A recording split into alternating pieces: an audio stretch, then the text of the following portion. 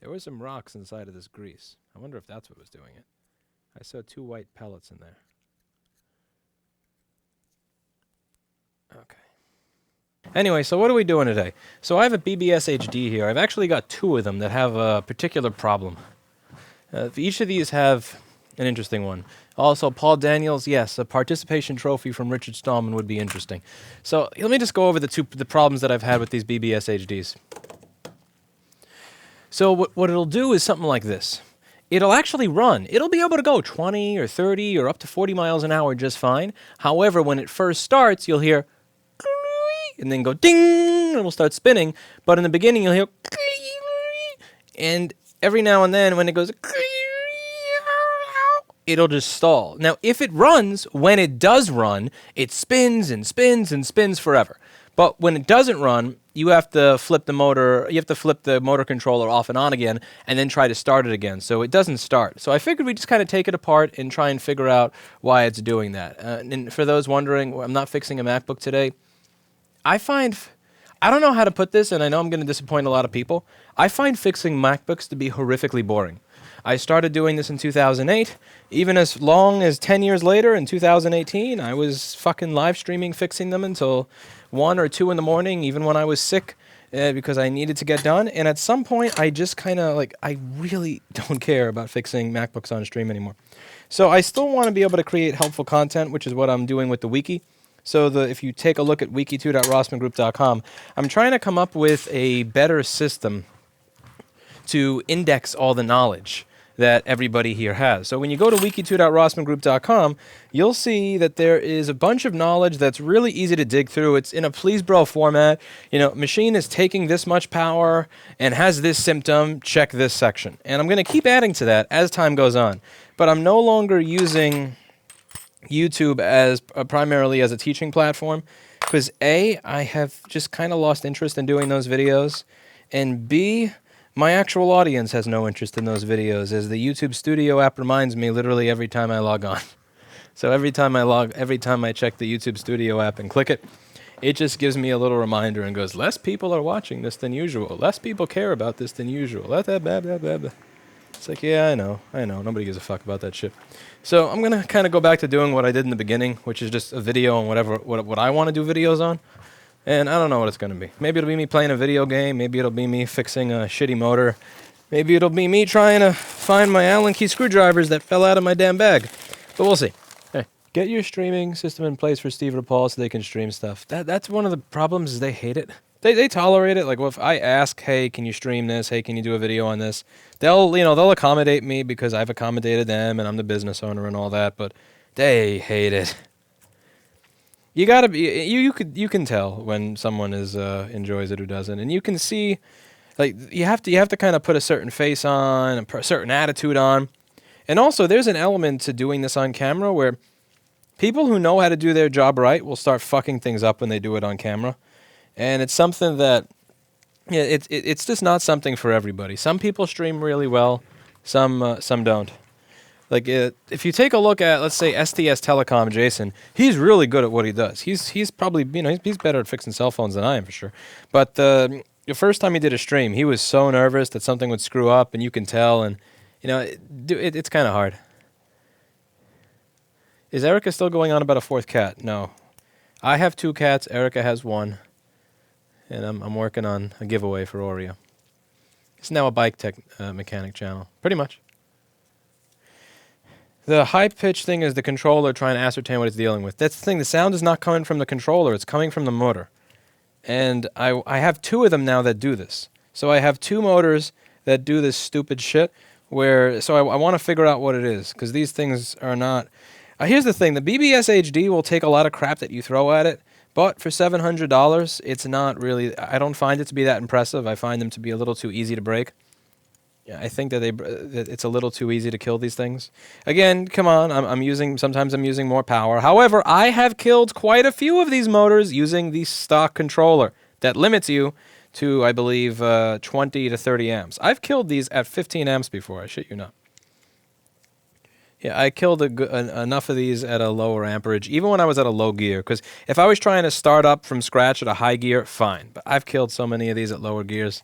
They changed the design recently. The gentleman at California E-Bike actually has a really cool part of his website where he goes over how they changed the pinion or something like that. And they made it a stronger pinion, which is pretty cool. But they did that kind of under the table. Let's see. Because I was wondering, why are the pinions breaking so easy on the on the rotors are breaking so easy on the 2018 ones, but they don't break on any of the 2020 ones. It's like, now I see. All right, so let's pop this shit out. I'm just gonna kind of explore around. To be clear, I don't know what the fuck I'm doing. Anybody who is expecting this to be a professional level at how-to video, just to be clear, I think that when it comes to MacBook repair, that I'm pretty damn good at what I do. And when it comes to motors or mechanical stuff, I'm a moron. So this is not. Do not mistake this for. Do not mistake this for an expert video. Do not mistake this for someone who knows what they're doing. I can barely even figure out how to get this thing out of here or off. So yeah, I'm pretty useless here. So the first thing I'm gonna do is I'm just taking out the screws and kind of exploring the inside. That's pretty much the first thing I want to do. So So the first thing I want to do is see how the fuck do I get this thing off. All right, it just slides out. All right, so this has a bunch of grease inside of it, and it has bearings. Now, I don't know what stuff matters and what stuff doesn't, so I'm going to kind of ask all of you. I'm just going to kind of explore this with all of you, and you guys can maybe tell me. So again, this is totally out of my depth here. I am at your mercy. Now, one thing I notice is that there's that little yellow shit around the bearings. Yet, on this side, it looks like there's yet less yellow shit. I'm kind of wondering how much that matters. So, like here, you can see there is... Let me get a pointer. I'll get my set of tweezers to use as a pointer. The problem with the motor is that it'll work when it works, but every now and then it'll stall, and you'll hear... and it won't start. So once it starts, I can get the thing to go 30 or 40 or more miles an hour and continue going, but in the beginning, it does a thing where it makes a very clear stalling noise. So then it doesn't go. You just hear, and then the controller won't want to make it go. So I'm just kind of trying to open it up and figure out what it is. So here you have some yellow shit, but there doesn't seem to be evenly applied. Like over there doesn't look like a lot of yellow shit. Or maybe there is, but maybe it's just kind of dried out or something. I don't know what the yellow shit is. Ugh, that smells like lithium grease. Oh my God, don't smell lithium. Okay, so what's this shit over here? There's some blue shit over here. So this spins. Let's see. This is a clutch.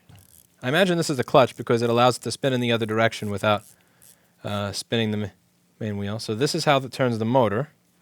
So this is turning the motor, and that's the clutch. All right, so this is a spinny thingy. I don't see anything with the spinny thingy. All right, so next up, I'm going to open up the other section of it. So we're just going to open up this whole thing, and again, I'm just trying to explore and see what it looks like on the inside. This here are the three wires. These are the three wires for the motor phases, and that's the thingy for the Hall sensors. And I put some caulk over there. I broke off some of the caulk so that I could take the Hall sensor wire out and remove the stuff. But that's where all the caulk was. So that's what that is. It's just a bunch of caulk, for those of you who are curious. And I'm going to open up the other side of the motor. See what we have here. All right, now on this side, it looks like we may have a different size screw than on the other side. Fuck you, Apple. I mean, Bafang. Must be in the same fucking factory or something. You guys are kidding me. You really have a different size goddamn screw on the other side?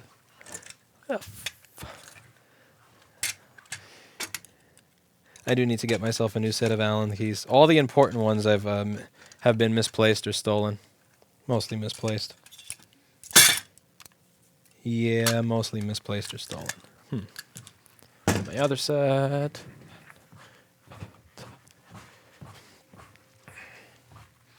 Need to get a set of screwdrivers that just with the GPS inside of each one. Make life much simpler. Let's see.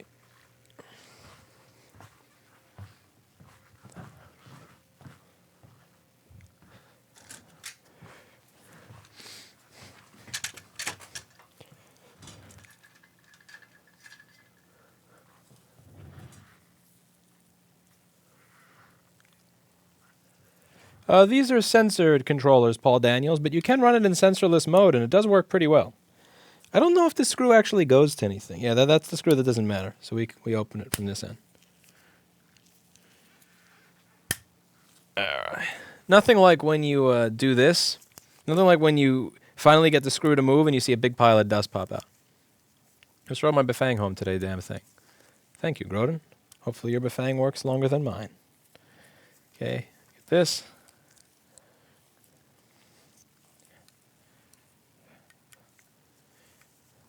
What are you doing for Christmas? I don't know, Sonny. I'm probably gonna sleep for a good half of the day, watch a documentary or two, play some Dota, do some bookkeeping, schedule a lesson. Schedule a lesson for driving. I could fly down another state and then start kind of exploring.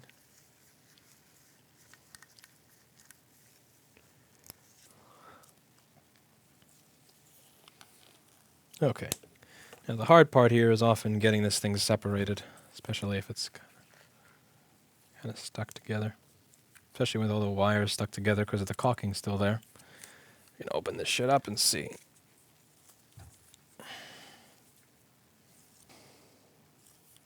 This screw is still in, but this screw does not look like it goes anywhere. But just because I know someone's going to say to remove the screw, I'll remove the screw.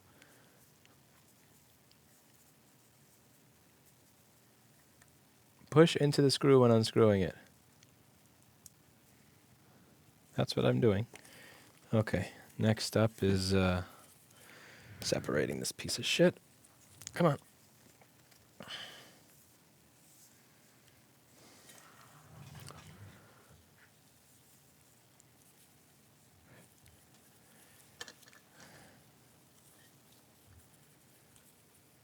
I should probably get rid of the caulking first. Yeah, I hate getting rid of the caulking. It's a pain in the ass. All right, let's rip off this caulk.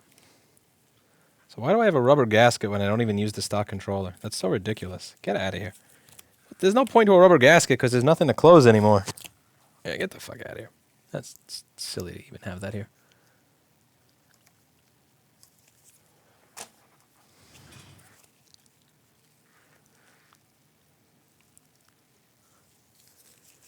What is he fixing? I have a feeling that since this is a live stream, if I answer it, someone else is going to ask in another 5 seconds. So you're welcome to rewind the video if you want to take a look. But I can't really say the same, repeat the problem every 20 seconds, unfortunately. It'll cause me to lose my mind even more than when people ask what Linux distro I use. Speaking of what Linux distribution I use, I should be getting a CPU panic anytime soon. Any moment now. Should be getting a CPU panic. Get out of here, you cock. GTFO, cock.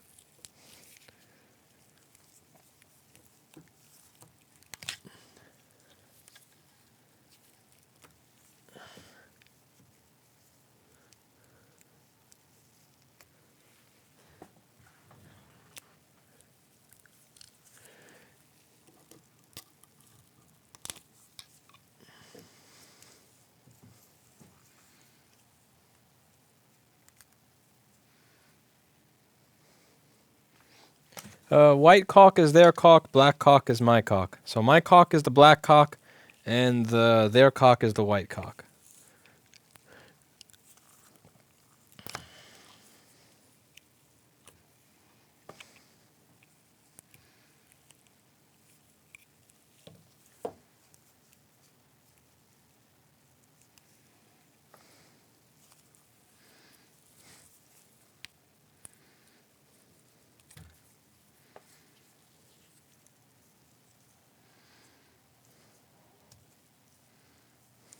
Douse it with rubbing alcohol. No, that's a myth. That doesn't make any damn bit of difference. That's an urban legend. If you want to make you feel better, I could put some on there, but it doesn't make a damn bit of difference.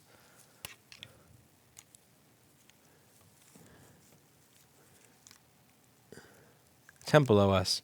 I'm going to start telling people I use Temple OS. It probably crashes less.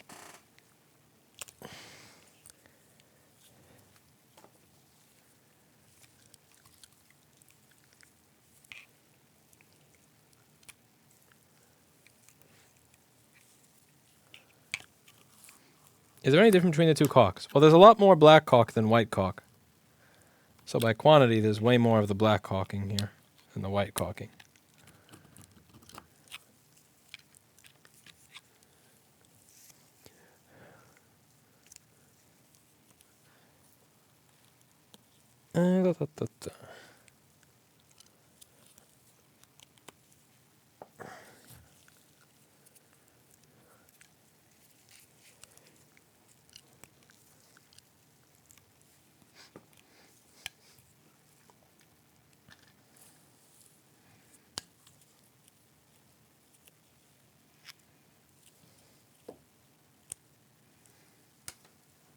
Okay, got one of the cock rings out. See that little white piece encircling that? That's a cock ring. So I'm just trying to get rid of all the cock rings, and I'm trying to rip the cock rings off from the bottom, from the base. You want to rip the cock ring off right from the base.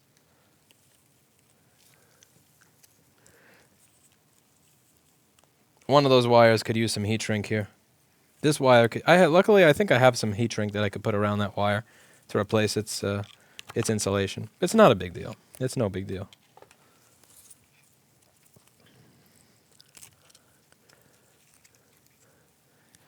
So what you want to do is take a sharp flathead screwdriver and just stab the cock ring. You just stab it over and over again. Just make sure you don't stab yourself while stabbing the cock ring. Alright. Should come out pretty simply at this point.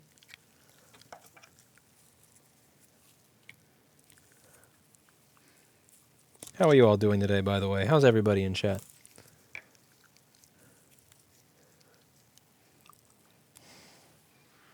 This actually smells pretty good. That cock smells precious.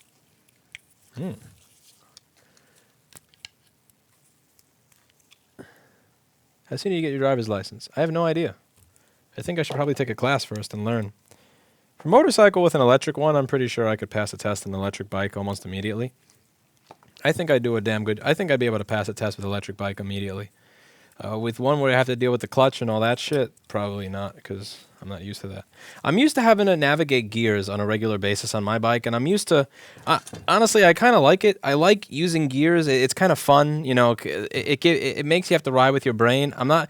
People always say it's, you know, it's kind of weird. You like riding with gears, and you like all the complexity that having gears and having to, you know, deal with having 2,000 or 3,000 watts on the road with other people that have, you know, 50,000 and 200,000 with their cars, but you don't like a clutch. It's just weird. Seems like an obsolete way of driving.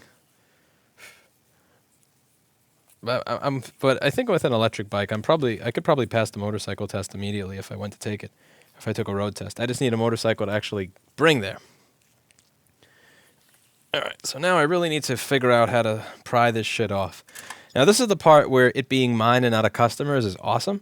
Because when it comes to customer stuff, I always have to worry and go all crazy and avoid scratching it. But when it belongs to me, I don't have to give a fuck. So I could take a flathead screwdriver and just do this. And it's so beautiful. I don't give a shit if I scratch it because it's mine. There's nobody to leave a 1-star review and go, why is this Mikey? So I can do this, do that. Take a look on the inside of the motor. Take a look at the windings. Take a look at the DC inboard. And the windings themselves look fine. The DC inboard itself looks fine. The nylon gear looks... all of this stuff actually looks fine. Which does beg the question of what the fuck is actually broken here. I really don't have any idea of what's actually broken here. Besides this little bit of wire over here, which I can cover with some heat shrink. I should probably do that now before I... Now, because I'm me, I probably don't have another controller that's out of the box. I'm just going to double check. That would actually suck, because that would mean I have to take all this crap onto the floor every time I want to check it. But I'm pretty sure I'm out of spare controllers. I have a controller on each one of these bikes. Pretty certain that I don't have a spare controller, and that is correct. I don't have a spare controller or test set up for the desk, which does suck. So if I want to test this, I will have to go on the floor like a moron and mess with it that way. I was honestly hoping that I would open this thing and there'd be something that was very obviously burned. I really was excited to open this and see that something was very obvious. You know, it's immediately meets the eye. Oh, obviously it's this thing, and not be some missing PM sleep S4L thing. Unfortunately, it does seem like this is going to be a missing PM sleep. This is not going to be something that is immediately recognizable or simple to resolve, which is kind of disappointing. I'm gonna look a little bit closer before I determine that to be the case. First things first, see if I can fit a little bit of heat shrink over that shitty wire. So we do this. Make that wire nice again.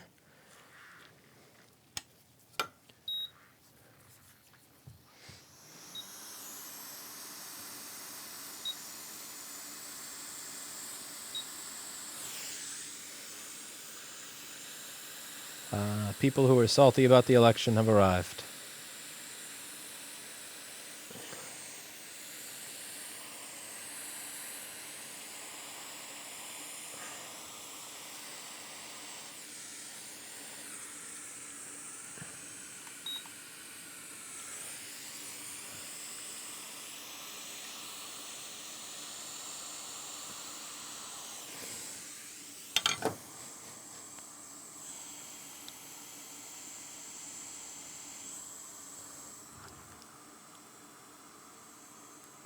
And this one, it only has a tiny piece ripped, so I'm not going to heat shrink over the whole thing.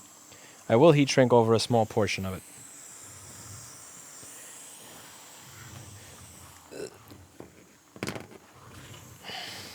I was really, this seems to happen after rain. So what I was hoping was, I was hoping that I would open this and I would see an area that's obviously rusted or obviously liquid damaged or corroded, because this tends to happen after a snowstorm or after a rainstorm of some sort. Yeah, so I was really kind of hoping that it would be obvious. The setup wrong at startup, it needs to be in a different spot, but for some reason it isn't. Huh? It starts out as a fixed magnet at low speeds and then rotates at some at high speeds to be more efficient at higher speeds. I mean, it rotates, so yeah, it rotates more at higher speed. Yes. Yeah, it's that it is set up wrong at startup and needs to be in a different spot, but for some reason it isn't.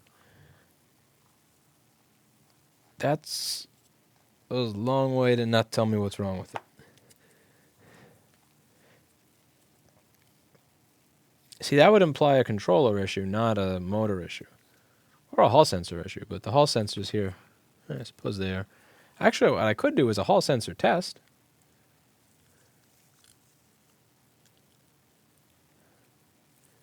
When a phase 3 motor doesn't want to spin up, it's usually a... Actually, I can't do a hall sensor test because that requires fucking windows. And I don't have windows on here. I would have to take this to the front and plug it into the front computer in order to do a hall sensor test. Oh, that's hysterical. That's hysterical. Linux. What is Linux good for? Yeah, so to be able to do that part, I actually can't do that on camera, which is pretty stupid. I suppose I could end the stream. I'm not using... No, fuck that. I'm not driving myself nuts with wine and serial drivers. That's crazy. That would be nuts. So one of the things I could do a hall sensor test, but I would...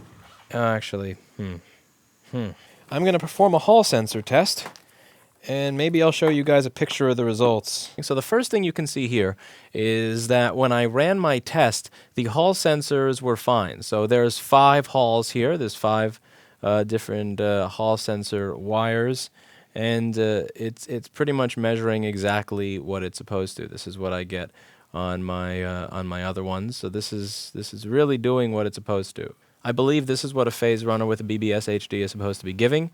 And also, I noticed that I'm able to run the motor slow, I'm able to run the motor medium, and I'm able to run it fast. So there's no issues with start, even if I try to start it and run it, increase the throttle really slowly. So I don't think that the problem that I'm having has anything to do with the actual motor core, because it passes its Hall sensor test, it's able to run, and it's just that I think the problem may be hiding somewhere inside of the housing of the motor. So I'm going to check out the housing and try and open it, but the problem is it has a Phillips screw that doesn't want to open for any at all. It's like not even not budging at all. So I'm going to find a big Phillips screwdriver, unlike that tiny Phillips that I have there, or maybe a drill even. Make my life easier. I don't think I have a giant Phillips head here. It doesn't look like I have a giant Phillips screwdriver there. So if I don't find it here, I'm just going to go for the drill. I am going to go for broke and go for the drill. And we'll see what happens there. Okay, so I got a bigger Phillips head here. I don't know if this is going to do it. Also, there's a... Alright, so let's see.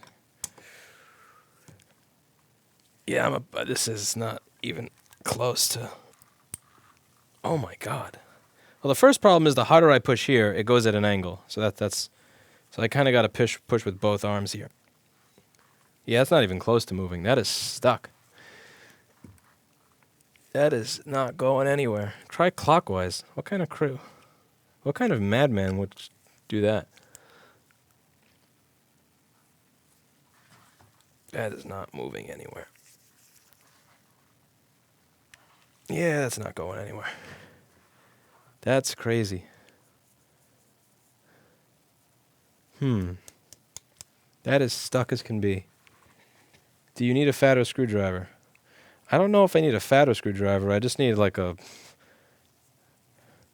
need something that I put on the I need a wrench to go on the screwdriver to do this with.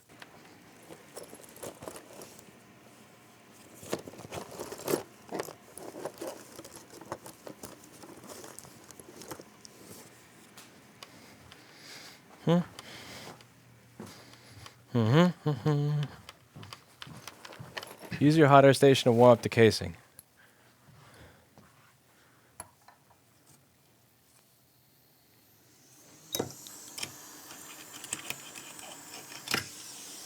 What temperature?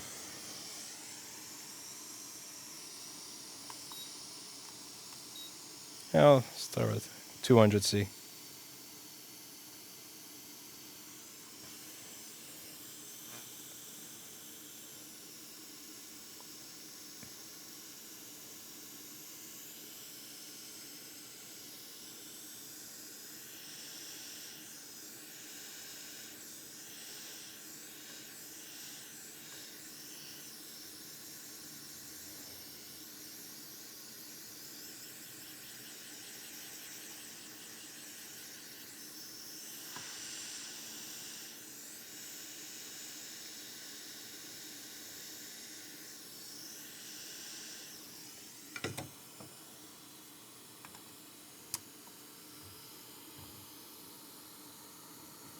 Yeah, fuck that. I'm not going to strip the screw. That's not coming out of there. Paul, remember that motor that I said was making that squeaky noise? I have two of them now, so I'm opening up the one that I had sitting in the office. So this is the motor that does that squeaky thing where it goes, and then it goes. So sometimes it works and sometimes it stalls. Now, the thing, I tried the motor core by itself, and it not only does it spins fine, it starts up fine, it never stalls, and it even passed the Hall sensor test. So all the Hall sensors work. So I'm trying to see if there's anything inside the housing that's messed up. So I opened up this thing over here, and I took apart. I got this thing open with the bearings, and this over here looked fine. I was trying to see if I could find some rusty-looking thing, some corroded-looking thing, because I thought maybe if something looks obviously rusted or corroded, that would explain it. This is, like, the clutch appears to be working fine because it spins forward, and then when it goes backwards, it's allowing it to continue. This can continue spinning even when that's not going. So the clutch. So I'm wondering if there's something funny going on in here, but I can't open it because that screw is impossible to open. So I'm just gonna kind of heat this up and see what happens. I'm gonna give it maybe 40 seconds of heat. I could be getting trolled hardcore. It's very possible that the person telling me to heat this is just trolling the shit out of me. This is a YouTube chat. One of the sealed bearings is rusted. Yeah, which bearing though? You mean in this or in this? So in the thing that's on my right that I'm pointing to, or the piece over here?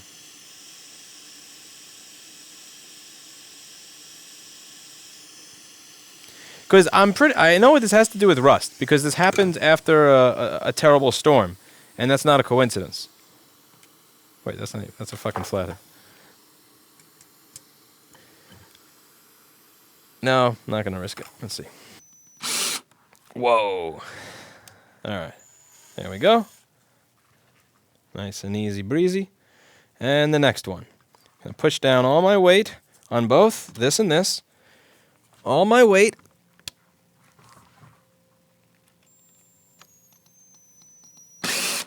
And bam. That was much harder than I thought it would be.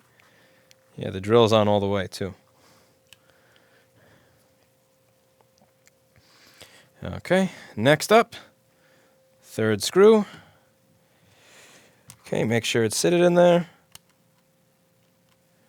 Push down all the way. A little bit more. Damn. That really didn't want to work at anything but max drill. Okay. And the screw's out. For all of you who said the screws are going to be stripped, gargle my balls. And that's that. Okay. Now.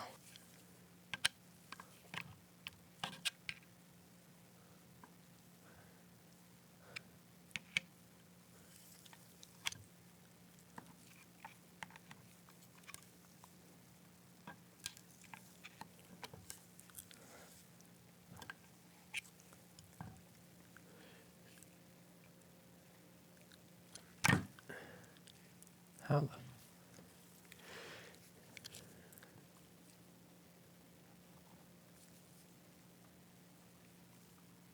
You have to pull from both sides at the same time. Are you fucking kidding me?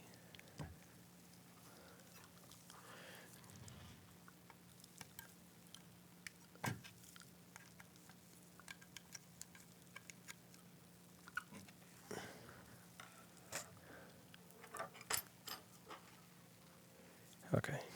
Like this.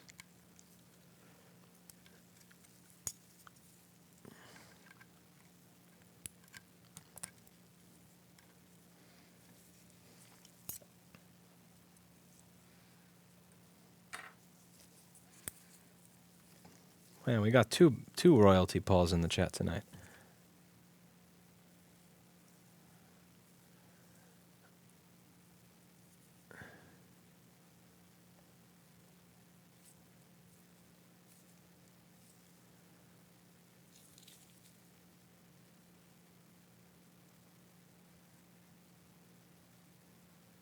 There were some rocks inside of this grease. I wonder if that's what was doing it. I saw 2 white pellets in there. Okay. So this is pressed into the bearing. So to get this out,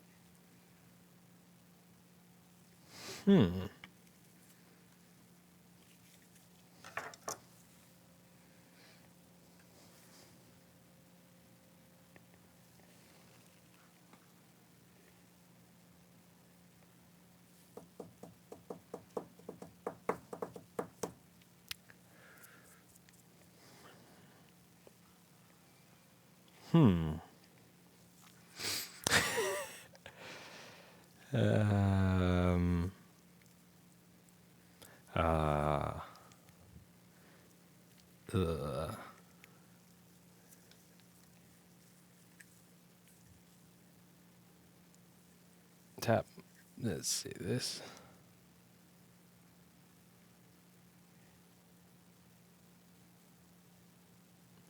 Nah, I've seen Paul pop this thing out with a screwdriver or something. So this piece of shit, let's see, moves back and forth. You really do have to pick this up like this. How do you get under there? Let's see.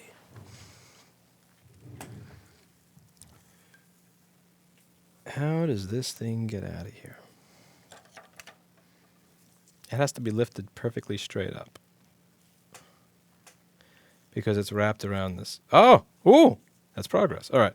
So what I'm doing is I'm trying to keep it straight, so I'm kind of pushing it down and up at the same time. Ooh, I made progress. Man, I don't see why Paul doesn't want to be a mechanic again. This is fun. I don't know if any of you heard the announcement. I haven't uploaded the video yet, but when the Apple car comes out, I'm going to buy a garage, and Paul's going to be finding PM Sleep S4L in the Apple car. That's going to be his new position here at Rossman Repair. So he's got two choices. Behind door number 1, he can get really good at the PC3000s so that he could help Steve catch up on his 98 data recoveries and his status. Or behind door number 2, he can become an Apple car mechanic. So he gets to work on electric cars, which is one of his favorite. Paul really likes working on luxury brand cars. Like one of his favorite things to do. I don't know if you've heard it. He has a channel, by the way. You can check him out. Paul S. He's in the chat.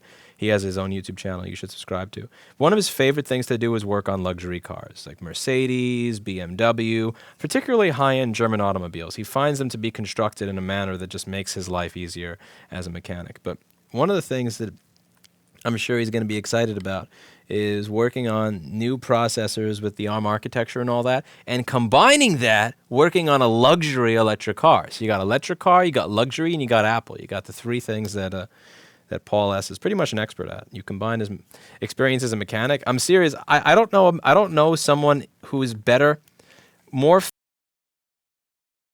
I think I get why Paul was open to retiring from being a mechanic. I can see how this is kind of aggravating. Try rotating shaft while pulling it. Rotating shaft while pulling it. This thing you mean? Yeah, this. Alright, so I'll rotate the gear. Ow! Oh, that screwdriver fell and hit me right in the dick.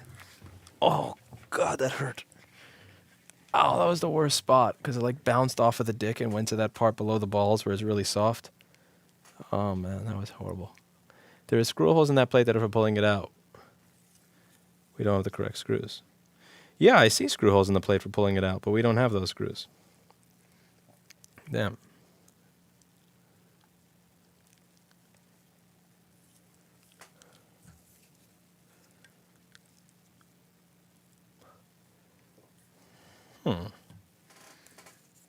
You, maybe?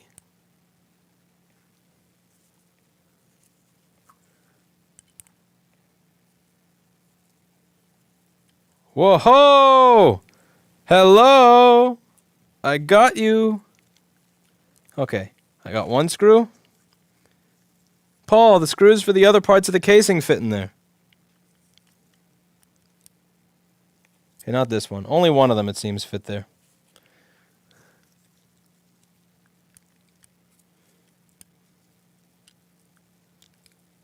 Maybe two. Am I lucky? Do I have two?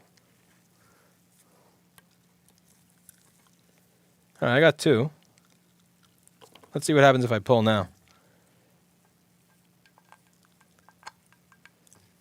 Okay, cool. Paul, the screws from the motor housing actually fit in there. Thank you for bringing that up. Thank you very much. Paul, you see, check it out. Look, it comes out. So these are the screws that hold, I forget if these are the screws for the controller. No, these are the screws that hold the motor core into the housing. Yeah, these are the screws, I believe, that hold the motor core into the motor housing. And they actually fit into this plate so that I could remove that. All right, now that's the nylon gear, and there's a little ring on the nylon gear. So you see this little ring? Now, there's a special tool that you're supposed to be using to remove that, and I forget what the tool is. I don't know if I have that. So I'm going to try to use the tweezer. So what you do is it's kind of like the reverse of pliers. It's like the opposite of pliers. But yeah, tweezers are definitely not strong enough for this. Yeah, the tweezer's not going to do shit there.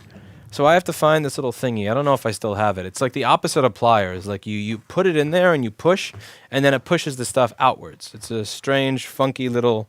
It's like the anti-plier. I don't know what you call that thing. You know, here... This is going to sound really stupid, but I don't care. One of the hardest things when I was getting started and doing this stuff as a business is knowing what it is you'd like or what you need, but not knowing what it is. Because you can't Google something if you don't know what it is. So, for instance, right now I'm saying the thingy that works like pliers, but the opposite. If I were to Google that, what the fuck would I find? Probably nothing. Like, I would never find the name of that tool. You need to be able to ask someone who works in the business, and they'll go, "Oh, you moron, you're so dumb. What you're looking for is X." And then you get X.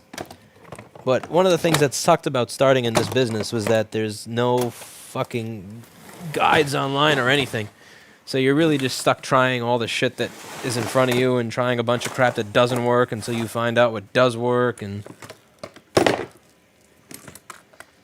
yeah, I had no idea what that thing was called. I still don't know what that thing's called. I know it when I see it. We have a lens cover for an old Sony camera lens in the toolbox here. That's hysterical. Oh, this poor little toolbox.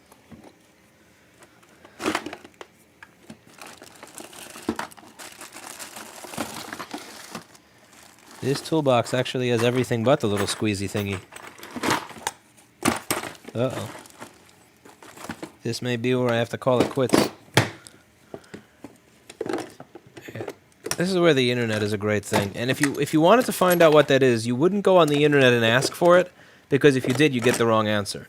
What you would do, the correct thing to do if you want to get an answer to a question like that, is you try to do the fix using the wrong tool, and you tell people this is the right way to do it. And then a bunch of people will come along and call you a moron and say, "This is what you get, you idiot." And then you go, "Okay, yeah, tell me more." And then they'll actually tell you how to do it. You shouldn't try to get advice from people by asking the question, because it'll never work. Like, everybody will just kind of laugh at how stupid you are. But if you say, here's the right way to do X, and you do it wrong, you'll get a detailed list of specifically every single thing that you need. You just pretend that the condescending stuff wasn't there. It's just for those of you who are curious about how to get proper advice on the internet. It's a method that it's tried and true. Again, never ask the question that you want answered. Just pretend that you already have the answer. I found that works particularly well when it comes to Linux, especially in IRC. If you're having a particular issue, just tell someone this is the best way to do X, and they'll tell you how you're wrong, and you'll get your answer. Especially with Linux. Like, that's been true for over 12 years. Snap ring pliers. Erica stole them. I found them in the Erica section, Paul. They were in the Erica section. Not mad, I'm just disappointed is all. Erica. They were in the Erica section. Okay. This is it. So check it out. You put them in. This thingy is like a reverse plier. So you put them in, and then you push, and then it does what you think a plier would do, but in the opposite direction. It's crazy like that. All right, so that allows you, once you've taken this little piece out, you don't want to lose this. This thing will be gone in an instant. You put that separately, and now I'm going to take the ring out. So everybody just tell Erica that we're not angry at her for stealing the tool. We're just disappointed in her is all. Not anger. There's no reason to get angry. We're just disappointed. Just disappointed.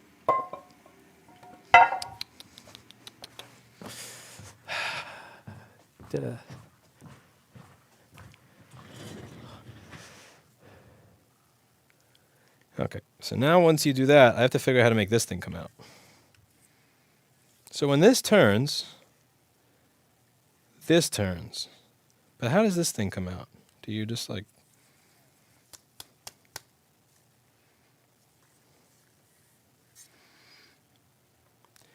Yeah, I got a lot of tools that I probably should buy. So...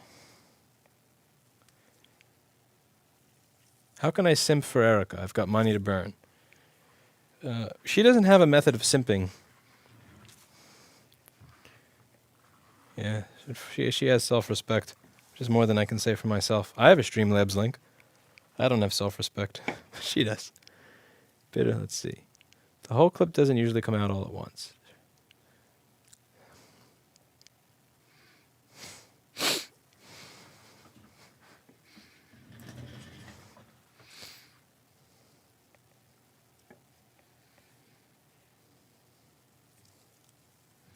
That's got to come out this way. Gear puller. You're asking way too much of a freaking MacBook repair shop. All right, so when this turns,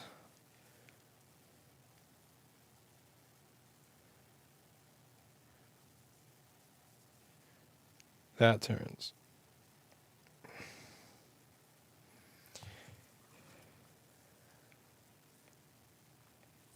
How the fuck does that thing come out? You need to press the center out first.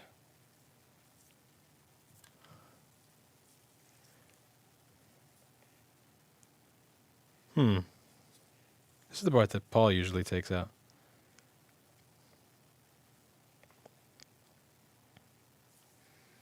I wonder how Paul usually gets this thing out of here. Let's see.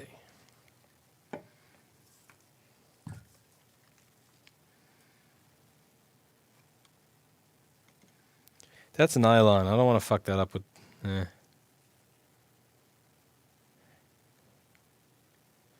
Tap on the outer gear with a hammer. I don't have a hammer. I don't think I have a hammer. I have a screwdriver.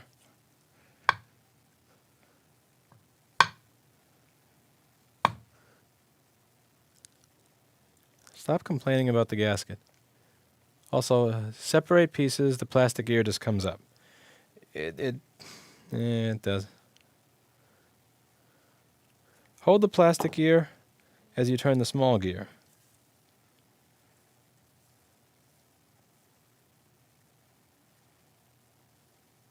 Interesting. Yeah, it does only turn one way.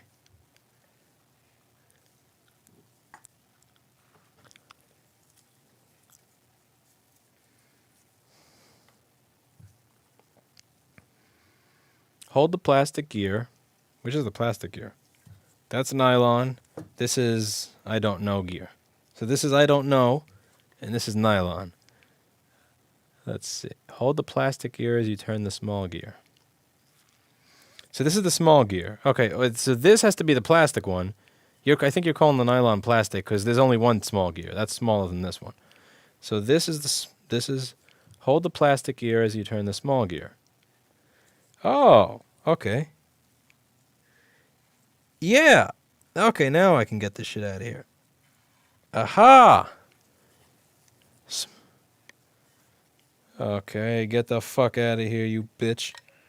Okay, now if there's nothing broken in there, I'm gonna be... God damn it! There's nothing broken in here! This makes no sense! Look at this!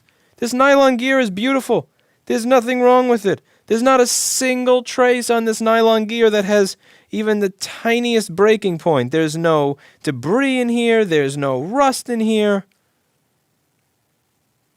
Is it maybe the gear, the thingy inside it? Or am I...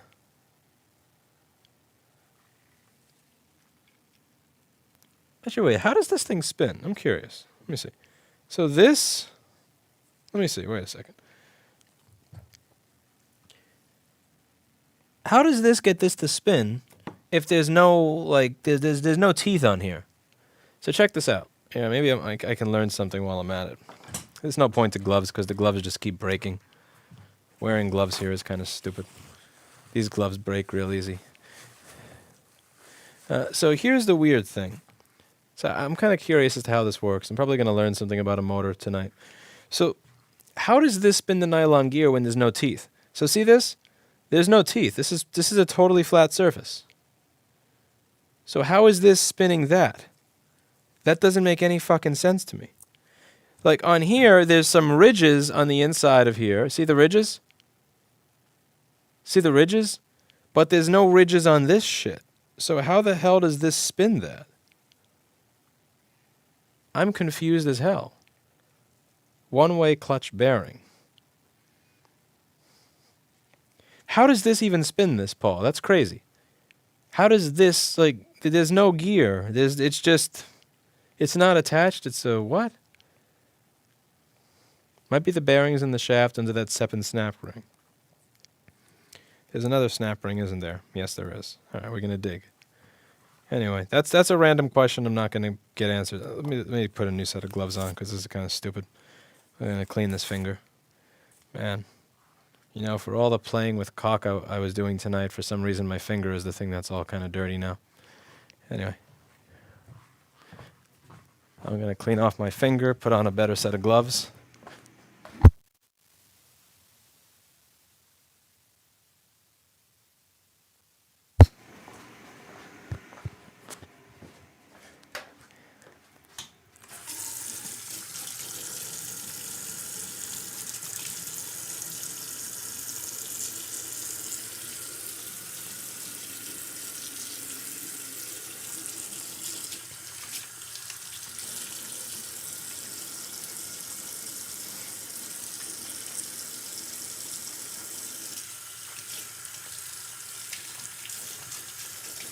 One thing that's nice about the Cyclone motor is that most of this shit is on the outside of the motor instead of the inside, so if you want to service it, it's all easy to get to. And here, this is a freaking mess. It's also kind of sad. I've actually had this happen to some BBSHDs where I never messed with the stock controller.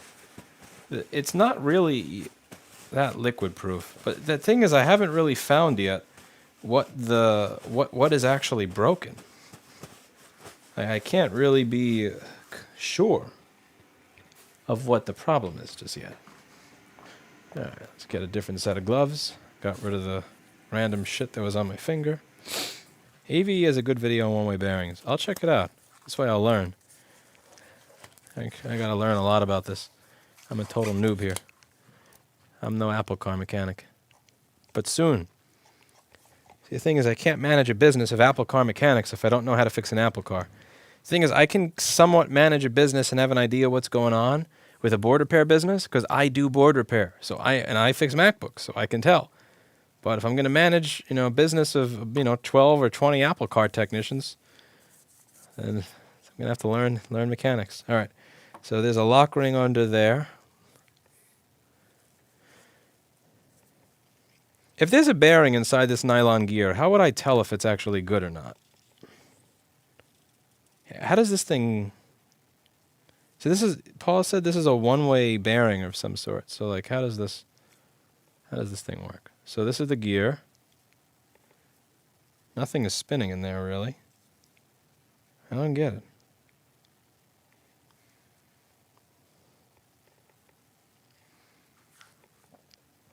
it. Does this look right in the inside?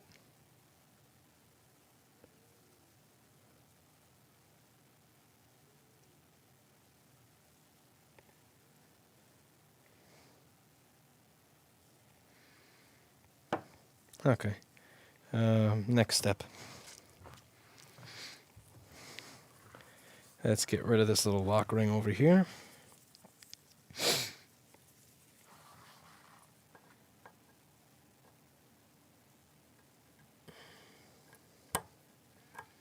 This one's kind of harder because you're covering your light by getting in there.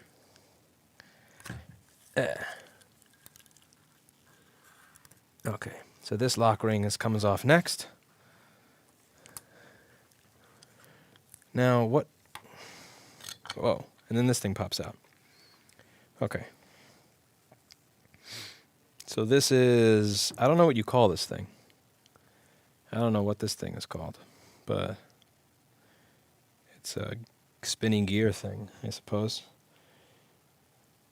Yeah, I mean, this doesn't look rusty to me, I'm probably missing something because when people start getting into this business, they really miss obvious signs of corrosion that I notice immediately over And here, it's possible I'm missing something that's really obvious, but I don't see what's wrong here. I saw some bits of shit, so here, let me show you.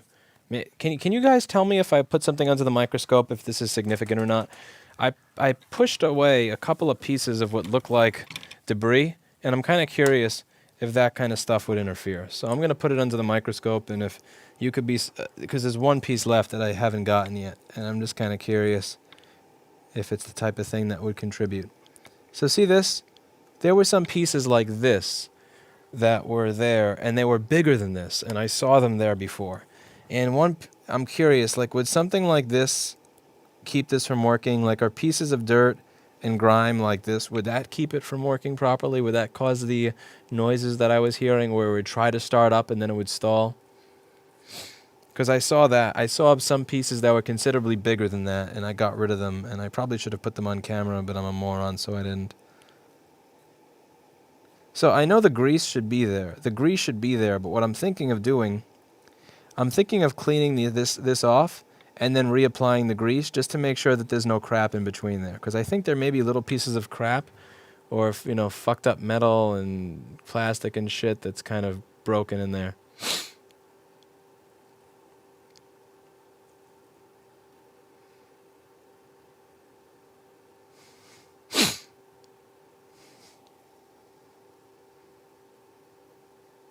Okay, so what I'm going to do now is I'm going to put this back together after I Q-tip that out. So I'm going to clean that out so I don't see any of that junk in it anymore.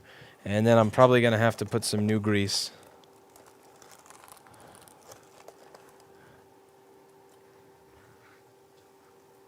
No, that was before I set it on my desk, Blue Dog, but good observation. That was before I set it on my desk that was there. So before I actually had it out of the casing and all that, and I had a bunch of shit there. So I'm going to try and get rid of this crap. And then what I'll do is I will lithium it if I have some lithium here. I have lithium here. I hate the smell of lithium grease though. Spray with cleaner and re-grease. I have alcohol and I have Branson EC. Can I Branson EC this? If I Branson EC this, will that fuck everything up or no? Okay. Would this be a Branson EC electronics cleaner? How would that do? So when it comes to cleaner, I have alcohol, I have Branson, and I have water.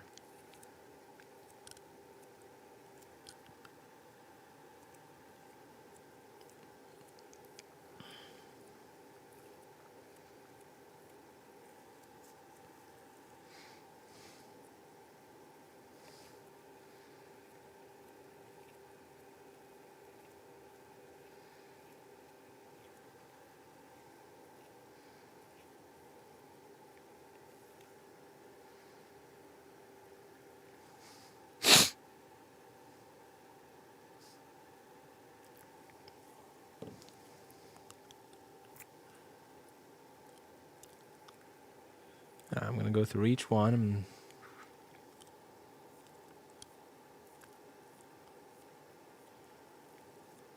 also, I think I forget which way I put this thing in. Oh, shit. That's kind of stupid.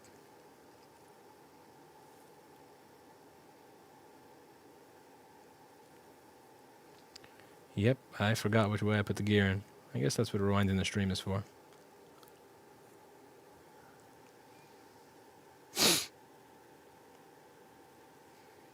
Calm down, Alexander. Calm down, man.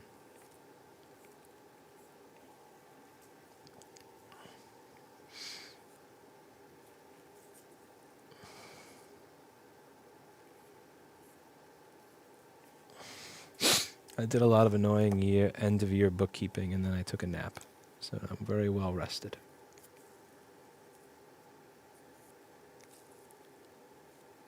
Okay, so we do this. End-of-year bookkeeping sucks. Moly grease, not lithium. I have lithium grease. Yeah, so I have lithium grease. I have lithium grease and I have flux. Lithium grease, flux, or solder paste? What should I use?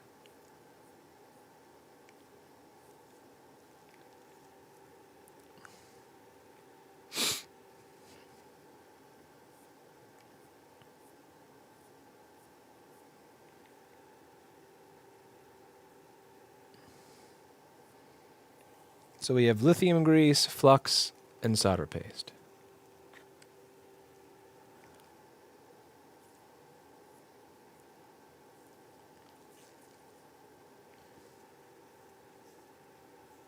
Merry Christmas, Donald. Okay, we got a vote for flux. We have a vote for lithium. We have a vote for flux. We have a vote for solder paste.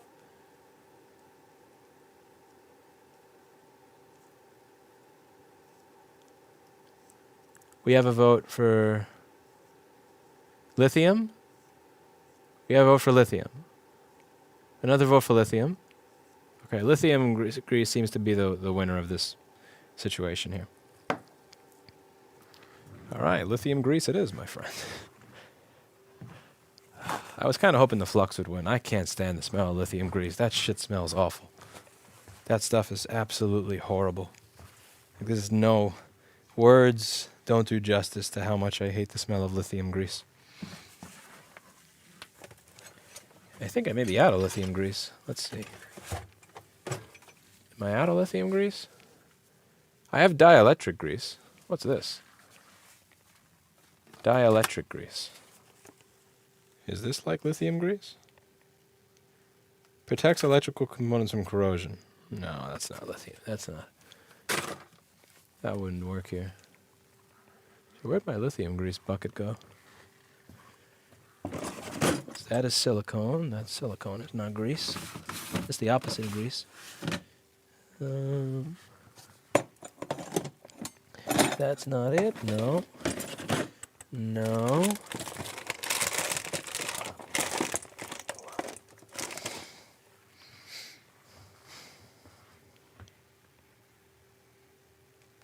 Plasti dip. That's definitely not dielectric grease.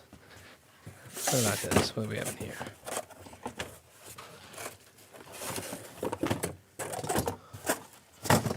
Here we go. Here's that nasty shit.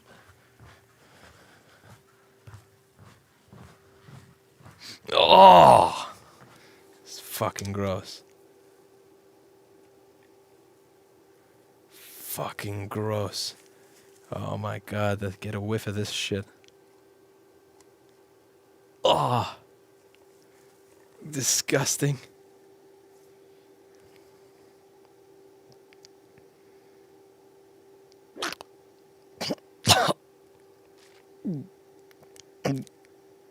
I'm not even inhaling. It's just kind of making its way to my fucking nose. Oh, Jesus Christ. That smells awful. Alright, I'm not going to put too much. I'm just going to allow it to make its way down.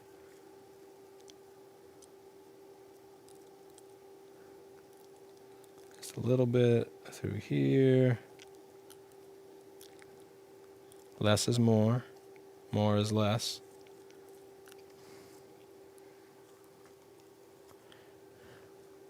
I'm glad that you were able to use them on your bike, Hughes Technology.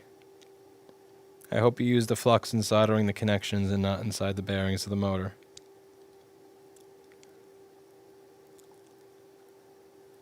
Alright, and a little bit in this. Don't put the black on the nylon. Why can't I put the black grease in the nylon, Paul? Well, I wiped the grease off of the nylon, so what do I do now? Don't put the black in the nylon. Paul, I mean, you know me. I need a reason to not do something, or else I'm gonna do it. You said that okay, on the nylon shelf, I mean, not on the iPhone shelf, there'll be a white lithium grease.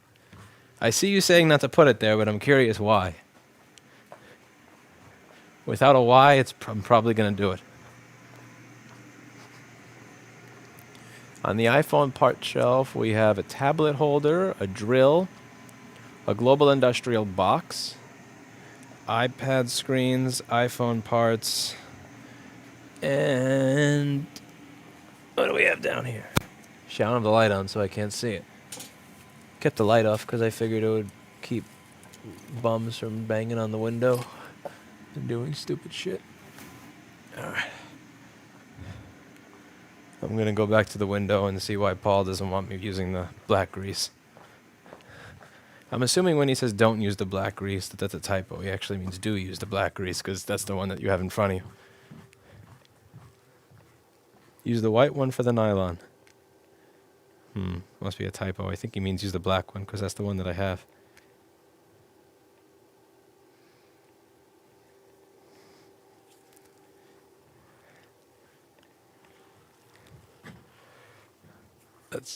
Black will destroy the nylon. You'll need to pack the grease all around the gears as well. Alright, one sec. Black stuff degrades plastics. Okay, well, that's a good reason. I don't want to degrade the plastic. So now,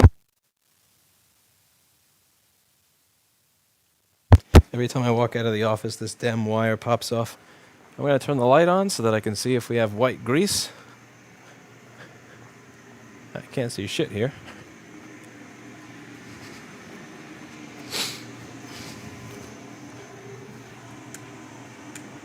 All right.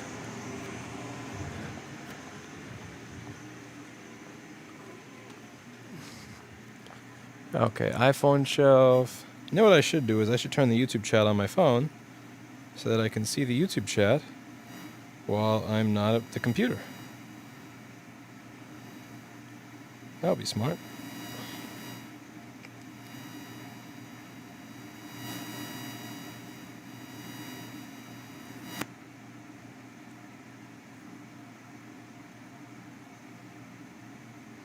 Okay. This way I can bug Paul to figure out where the white grease is. Here we go. White is in the top shelf of iPhone parts. Here we go. WD-40, Superior Crystal, and white lithium grease. Bada bing, bada boom. Is Paul not a nice guy or what? What would I do without Paul? Seriously. I've learned so much about being a mechanic from Paul. I'm far away from ever being a mechanic, but I like increasing my skill set.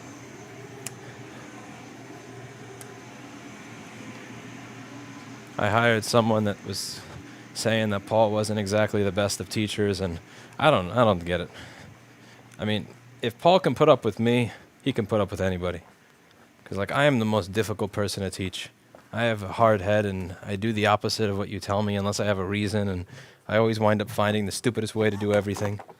So everybody, can we just have a nice round of applause for Paul and the fact that he's willing to put up with me and help me learn things? Eat some beet juice. Oh, this shit is disgusting. Beet juice. Hope you and your family have a Merry Christmas. Well, thank you very much. Take this lithium grease here.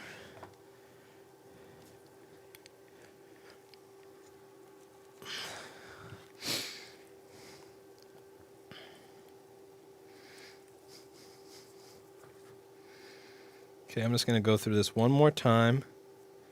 Make sure I remove all the shit. Kind of debating whether I should ultrasonic this gear or not, but I'm afraid of getting liquid in places that it's not supposed to go.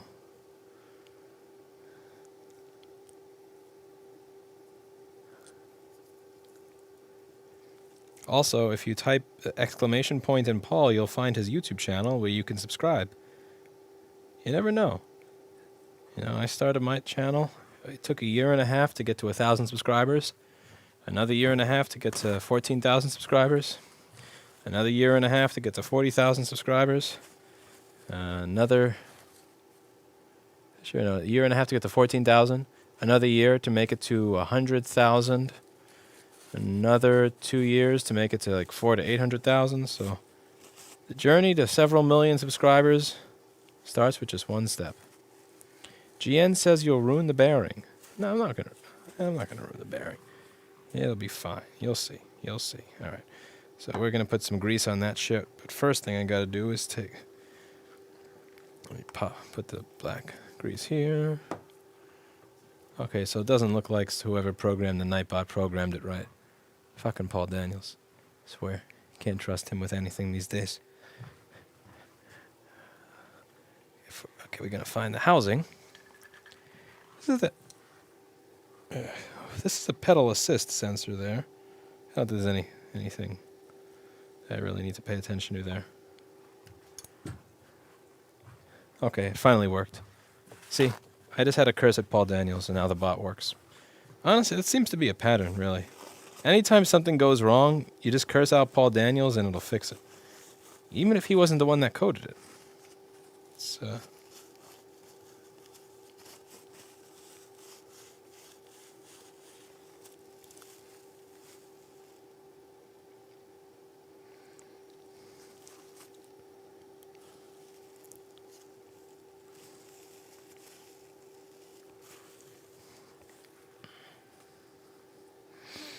All right, so the housing...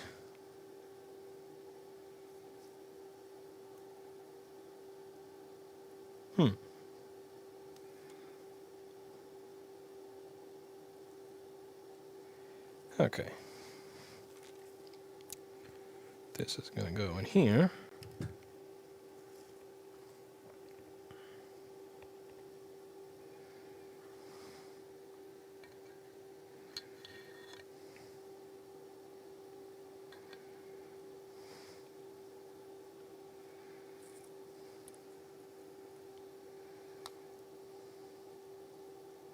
Gotta make sure this is in there straight.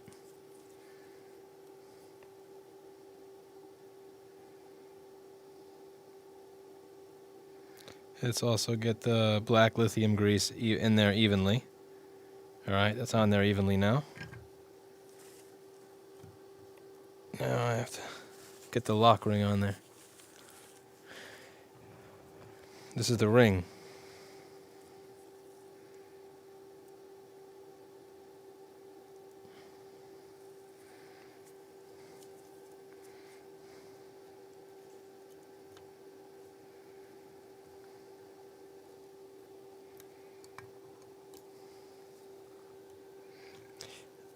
It seems like it's really easy to misalign this thing. Alright, let's get that in there. Grease the shaft. Grease the shaft. Grease it first where it fits into the housing. Okay. Is that with white grease or black grease? I imagine black grease because that's not plastic.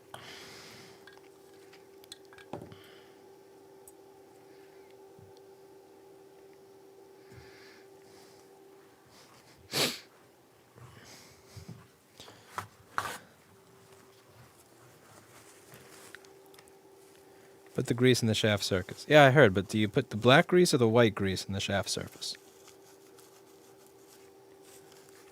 Okay, I'll assume you want black grease. Alright, let's find the black grease. Where did I put the black grease at?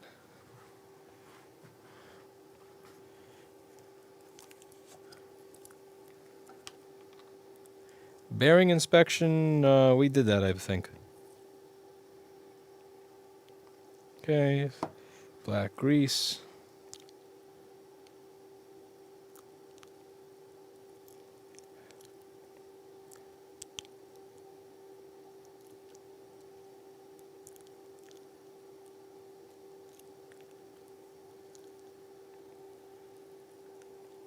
Let's make sure it's evenly applied.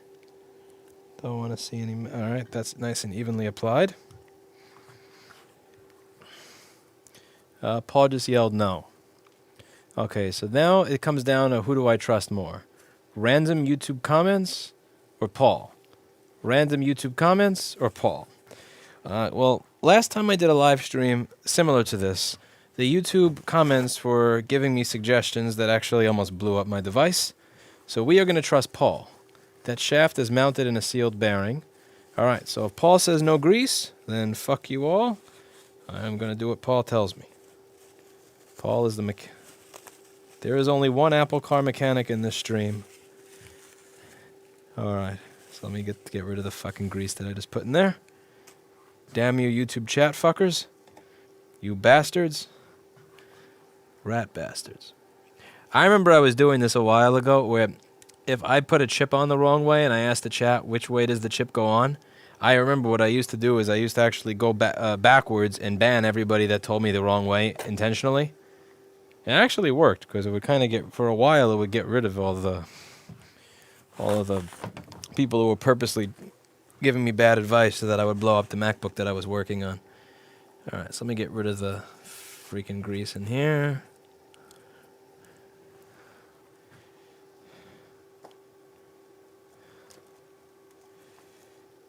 Look at all those people rewriting history right now saying they said no grease. When you scroll up and it says that they wanted grease. Yeah, they're rewriting history. Rewriting history.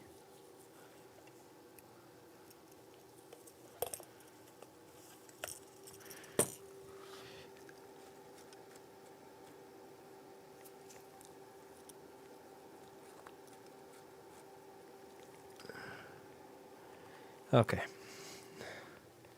Oh, I'm throwing you guys under a bus like you tried to throw me under a bus. That's right. That's right. Uh-huh. Uh-huh.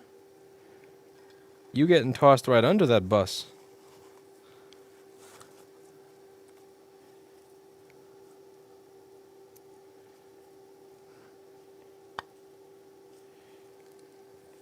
Okay. Let's get my cock ring in there.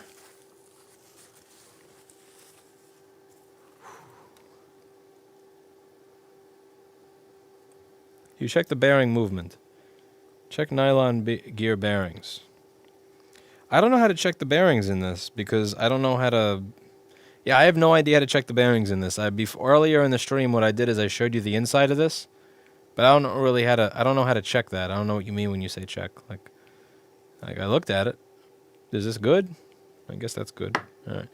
So, someone said wait, but yeah, you didn't tell me. I don't know. Wait doesn't really do anything, Luis. You got to tell me why to wait. I'm not just gonna stand here and stop. You fucking crazy? All right. So we're gonna do this. Put this down there. Put them on the shaft first. What's them? What's them? Come on, you can use a pronoun here. What do you mean by them? Put them on the shaft first. What's them? Who's them? Paul? Put Paul on the shaft? Put Q's tech service in the shaft? Put you on the shaft? I don't know what you mean. I'm sorry. All right, so let's get the lock ring on here. Put grease in the shaft? Okay. So that goes in there. Shove your finger in it. So I shoved my finger in it, but I still don't get what I'm doing. Nylon on shaft. Inside nylon gear bearing could use some grease. So you mean put grease in this thing? So like I was going to put grease here. Are you saying to put grease over here as well? So grease goes here? Grease goes here. Grease goes here or grease goes here? Grease goes inside or grease goes outside? Put the nylon gear on the shaft and spin it both ways. Yeah, but I don't know if you don't... Let's see. Put the nylon gear in the shaft. Okay, this is the shaft, because people usually, when they say shaft, that's a euphemism for penis, and that's the thing that looks like a penis here. So put the gear in the shaft. Okay, the gear is in the shaft. You gotta, I guess, push it down all the way. It doesn't actually push down all the way. Maybe I put it on the wrong way. Maybe you go on this way. Do you go on this way? Okay, so the gear is there. Now what?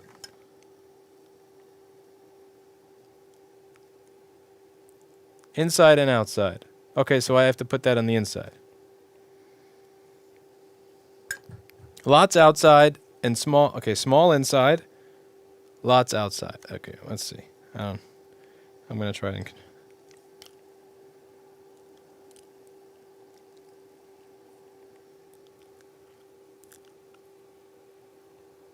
Okay, now people are saying no. I'm getting both yes and no. Fuck, this is hard. All right, I got to figure out which ones to trust. The people saying yes or the ones saying no. Put grease in the nylon, inside the nylon bearing. Okay, inside and a little on the outside. But someone else just said put a lot on the outside and a little on the inside. Okay, so also is it white grease going in here or black grease? So white lithium grease goes in here or black lithium grease goes in here? Hold the shaft and turn the nylon. We're past that part now. We did that. Okay, black inside, white outside. All right, black inside, white outside. So black, so just to be clear, black grease is going inside here. Okay, Donald is spamming. We've got to time him out now. Let's see. So we have all right. So what do we have? Black inside, white outside.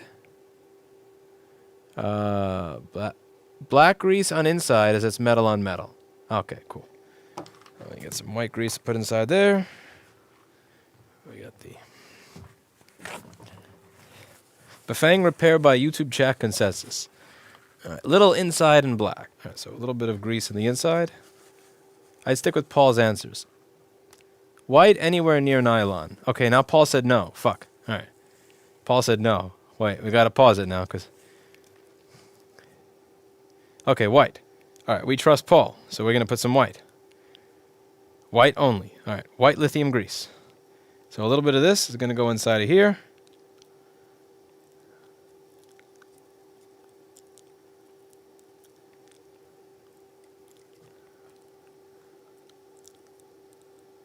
That looks like too much. So we're going to dry off the brush. All right, Paul says white only. We can trust Mr. Paul. And I'm going to make sure there's no globs. I want there to be grease, but no glob of grease. Read the Paul answers. Paul is right. Yes. I'm going to stick to Paul's answers for dear life here. Okay. All right, that's going to go on here.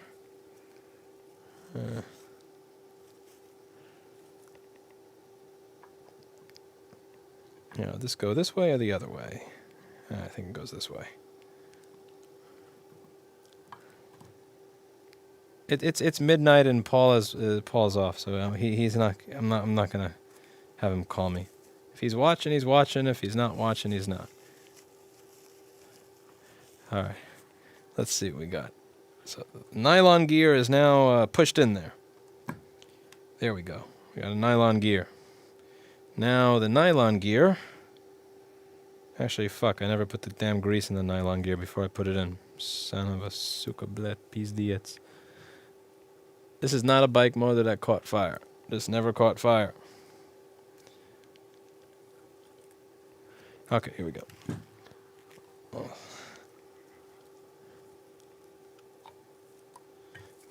Alright, so they should make universal Bafang grease. Ha. Alright, so we're gonna put some grease here. With the right amount of grease. The right amount of grease. Only the right amount of grease. Not too much, not too little. Proper amount.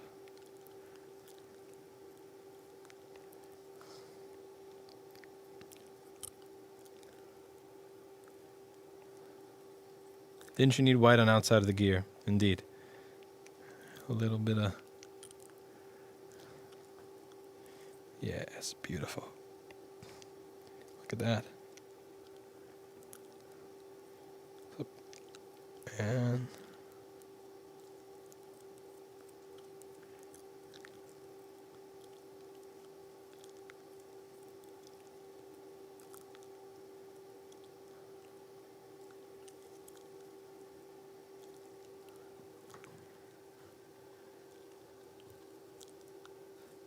whoops, wrong way.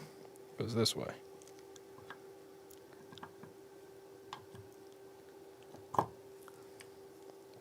Ew, my hands. So Paul gets promoted to VP of car repair. I mean, he already earned that title. Paul's got until 2024 to find a new job if he doesn't want to be a mechanic. Because come 2024, we're opening a garage. We're going to open the best garage you've ever seen. And all right. I should stop saying that. That's kind of mean. Paul's done such a good job all these years. Why should he have to deal with shitty Apple cars? It's horrible. No one deserves that as their fate. Alright, so we got this little piece back in place. That's a little spinny thingy. Alright, so we have spinny thingy on top of spinny thingy. And next up, it's going to be the plate.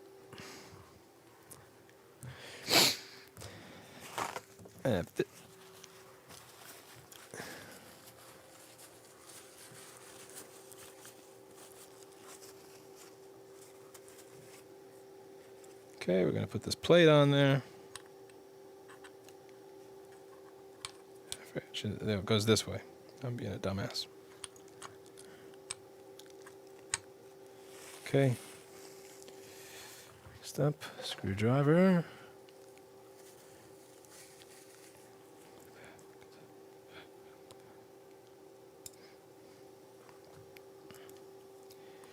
Okay, when I screw these in, one thing I try to do is I try to screw a little bit to the left before screwing to the right, just so you know you're in the gear. So you do this, you hear a click, and then once you hear the click, you can start screwing again.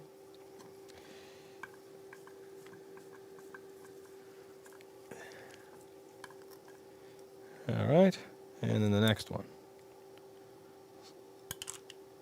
Piece of shit, not a magnetic screwdriver.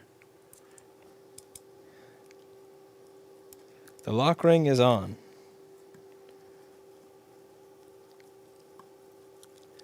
Okay, do this.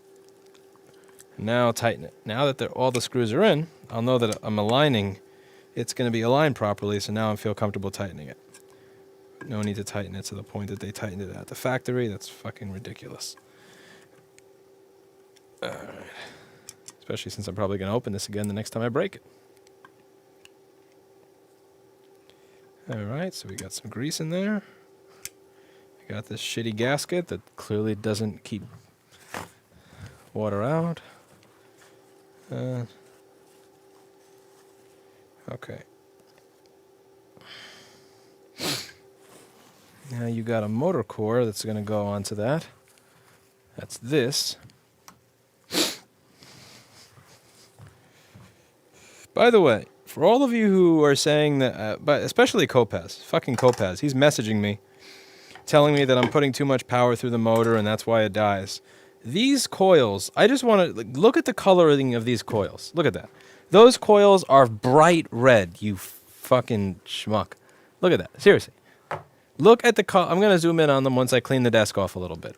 But those are some beautiful coils. Because I have some motors, and I've probably shown pictures of them in old streams, where they're dark red or they're black, and you know it looks like the lung of a smoker for 40 years. But this over here is genuinely a beautiful shade of red. Look at these coils. Hey, I'm not messing with you with the white balance or anything like that. But look at those coils. Look at that. Look at that shiny red. These coils have not been overheated at all. And this motor has had 4,000 watts put through it. I have put 4,000 watts through this motor, but the key is to not be a moron with it. So if you're putting 4,000 watts through, you don't want to have the motor not be free moving. You don't want to you don't want to be on the top gear of the bike and start from a straight start with all your power. You start out at a low gear and then you go up to a higher gear, and then once you're in the higher gear, then you pump your shit through. But there's a way to pump the shit through, and you know when you're fucking the motor and when you're not. This is the part of the fun of riding one of these. So again, this is a 1,000 watt motor. This is a 1,000 watt motor here. Let me see if I have it says, where does it say that it's on? This housing or the other one? Probably the other piece. This is a 1,000 watt motor, and I have put 4,000 watts through it, and this motor core looks beautiful. Oh, look at this. These windings over here look factory, and that's also a sine wave controller. So the sine wave controller has a lot to do with it. It's much better than the shitty garbage normal controllers. I mean the square wave controlling trash, rubbish, garbage. It's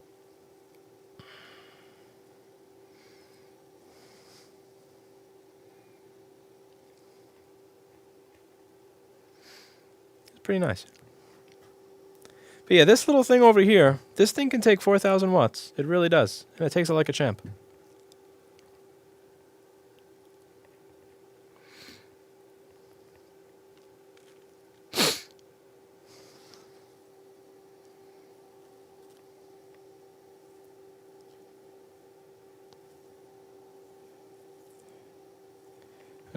Now this is where the large gear is. So it turns a tiny gear to turn the large gear.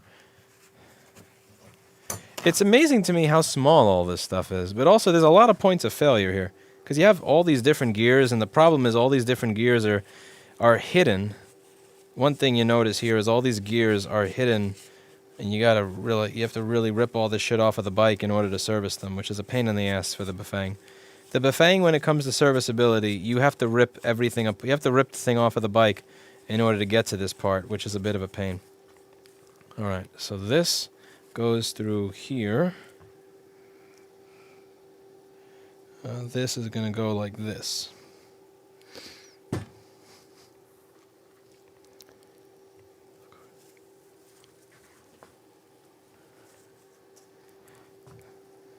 But yeah, I have with the other bike where I have, I think, 6 batteries on it. And I have 5 batteries on the other bike, not 6. My mistake. You could see when I was actually putting 3,000 or 4,000 watts into the motor, even though it was a cool day outside, the temperature was going up very rapidly, so you don't get much time doing that. You could see when I had the temperature sensor on it, it was going, like, when I was going at, when I was going at, let's say, 25 to 29 miles an hour, the bike was, the motor was at a nice steady 30, 33, 35 Celsius, and it just stayed there, even with all the wind chill and everything. And then once I started going 30 to 35 miles an hour, that's where you could see the bike was going, you could see at that point, it was in 35 Celsius, 36, 37, 38, 39, 40, 41. And then I'm like, okay, let me try 36 miles an hour. And it goes 42, 43, 44, 45, 46, 47, 48, 49. And it went all the way up to 50, like 54. And I said, okay, let me back off now. So I took off the motor, no power going through it at all. I started pedaling, and it was still going 54, 55, 56, 57, 58, 59, 60, 61. And I'm like, holy shit. It's been a minute since I took off the motor, and it's still going up in temperature like crazy. Wow. All right, so you gotta smash this shit together. This is really actually very annoying because it doesn't like to fit on there properly. This is actually really fucking annoying to get on. Yeah, line.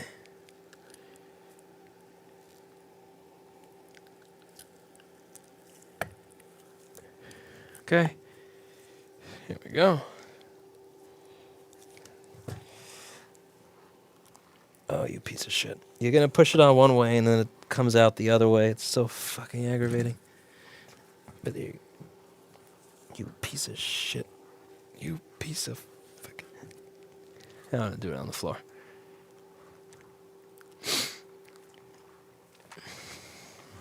Thermal lag, yes. Big thermal lag. And obviously, if you stop, it'll go up faster. I didn't dare stop. I kept pedaling, and I did this around a hill, so at least I could keep going for a while. Because if I stop pedaling and I stop going, that's the motor's temperature going up while I'm 35 miles an hour. If I were to immediately stop and the wind chill to go away, probably would have went up to 80 or 90 Celsius. Make sure the rubber gasket is lined up. That piece of shit rubber gasket seems fine.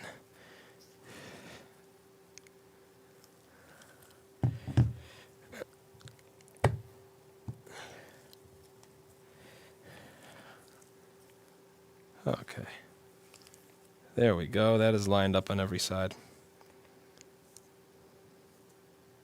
That gasket is not as liquid resistant as I imagined it would be. Okay. Screw that shit back together.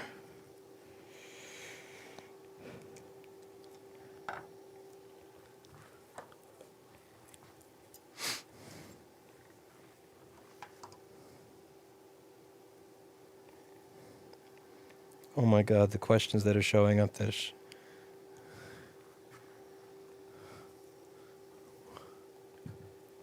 Google. Google. Google.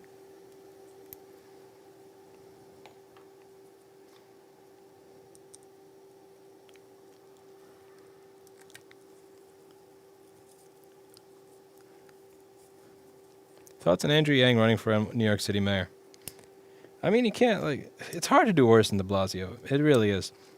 The thing I feel bad about is he's going to get a bad rap if he gets the job. Hey, this is something I actually commented on a Kyle Kalinske video recently. He was talking about politicians that talk about what they were given and how that they didn't do enough to change it and stuff. And a big problem is that New York City was long fucked before he showed up. So once the city is fucked, there's really a limit to what you can do to fix it, you know? There's things you can do to prevent a problem from getting out of hand, and then here's how to put this. You could be the, how do I put this? All right, here we go. So you could be the person that is speaking to someone at 30 years old when they start smoking and stop going to the gym and try to get them on a different path. Or you could be the person that tries to help them after they've already need a triple bypass when they're 75, after 45 years of eating like shit, smoking, and never exercising, you know? And I would much rather be the doctor that is having that heart-to-heart with the 30-year-old that's starting to go down the wrong path than I would want to be the surgeon that gets blamed when you can't save the patient after 40 years of destroying their body. And there's really not a lot that I think you can do when you have the budget deficits that we have, when you have the debt that we have, when you have the clusterfuck that we have, when you have the pensions that we have. My God, I mean, a big part of it is just that alone. If there was a politician that had the balls to tell everybody with these city pensions, I'm really sorry. I'm sorry. This was not funded properly. The prior administration screwed you over. This was not something that's ever sustainable. We cannot fuck over the next set of generations and destroy their opportunities as a result of this. We're just, can't do it. That person would probably get murdered, but that would be that would be one way to fix it. It's one way to fix it. But what does BBSHD stand for? I don't know. You're gonna have to ask Bafang. You would have to ask them. I have no fucking clue. I don't really know what Andrew Yang would do as mayor. Don't get me wrong. Not being de Blasio is an excellent first step, and it's an important first step that must be taken. Not being de Blasio is key, but after not being de Blasio, where do you go from there? What do you do after not being de Blasio? Andrew Yang as a mayor 40 years ago, if there was an Andrew Yang 40 years ago, maybe kind of, sort of. But at this late stage in the game, what the fuck are you doing, You can't really save the limb anymore. You're going to have to amputate. He's going to have to amputate. I don't know what the fuck he's going to do. I do see that chat, behold the chair, but I don't really know what to say. Don't really know what to say. Dem coils dough, smell them. Need more heatsink. I just don't know.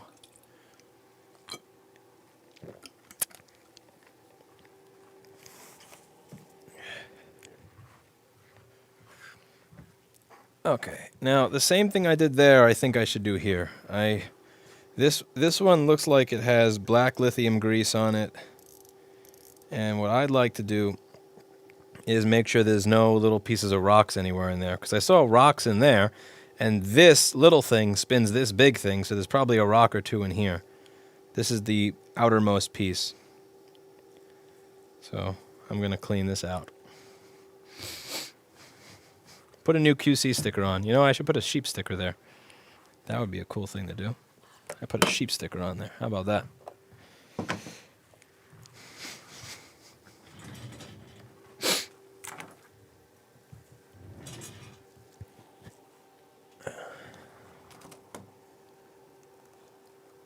But yeah, I don't really want to invest in the future of New York at the moment.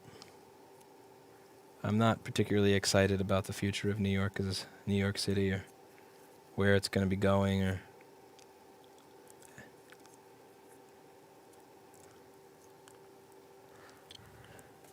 actually, this is filled with grease. I'm going to waste so many Q-tips on this.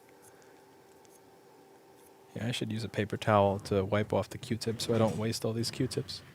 I'm not going to use one Q-tip per shaft. That's crazy. Do this. It's not like I'm cleaning jewelry for sale in a store window. I just want to make sure that throughout this whole gear, and it's a big one, that there's no rock-looking stuff in it.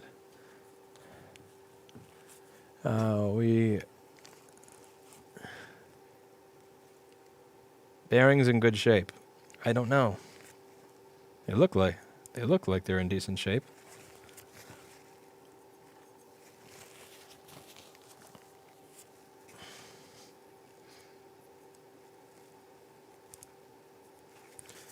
I just want to make sure there's not a rock stuck in any one of these, or a piece of plastic, or a piece of metal.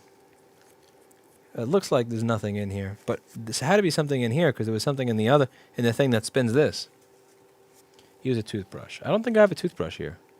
Yeah, no toothbrush on the desk, so I'm going to use the Q-tip, which is what I do have on the desk. So much of this really comes down to what do I have in front of me on my desk. Yeah, making do with what's here.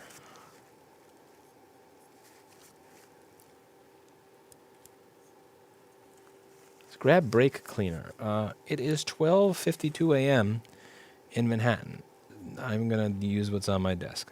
Just grab this at 12:52 a.m. I'm like, fuck that. I got what I need right here. Come to Wisconsin, the new Silicon Valley. Do you really believe that Wisconsin is the new Silicon Valley? I'm honestly looking at Fort Lauderdale, Florida.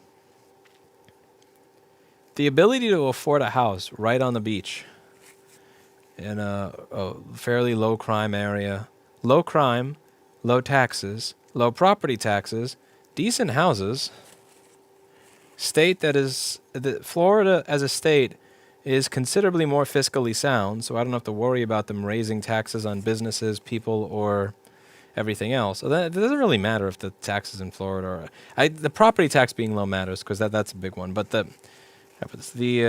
least for planning for old age, because then you don't have to, it's a very regressive tax to charge people a certain amount of money each year, even if they don't have an income anymore. But the thing that I like about Florida, decent weather, fiscally responsible state. I don't know. When I visited Fort Lauderdale, it didn't seem like it was filled with the type of people who would stage a walkout of Penguin Publishing because they published a Jordan Peterson book. But it also doesn't seem like the type of place where everybody is going to have Stop the Steal rallies and be screaming about how they should stop counting votes because counting votes is bad. Like it doesn't. When I visited Fort Lauderdale, it seemed to be missing the crazies, and I want to go someplace where like this. How do I put this? I don't want to deal with ideologically possessed people on either side of the political spectrum. Like I'm done with it. I don't want to deal with it.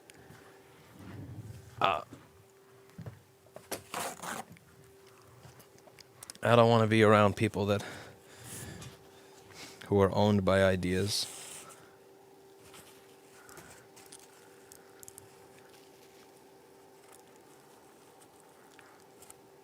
Seems to be a buildup of grease in here.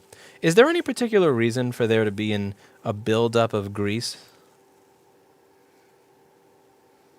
Like, so, see in this area or in this concave X section over here, is there a reason that there is grease buildup in there? Should there not be there? Florida just passed $15 an hour minimum wage, so everything will go up eventually. I don't see how $15 minimum wage is going to increase property tax.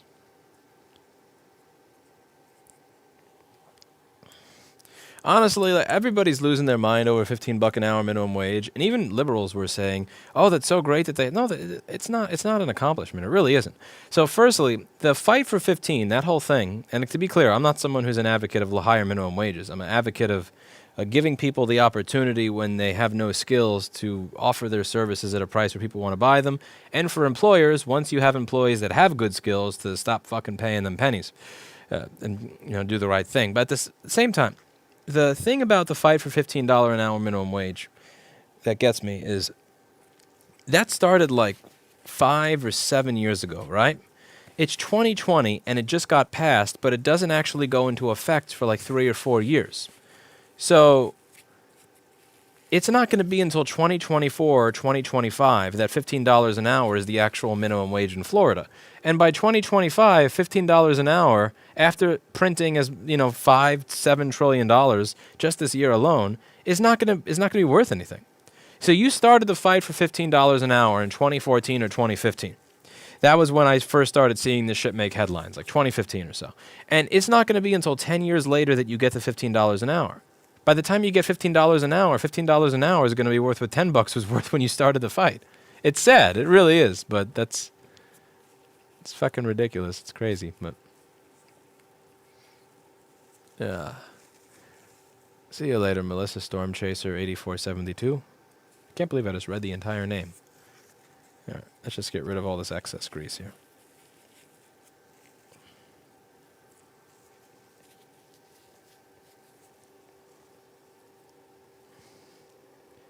Okay, I'm just going to give it one more spin.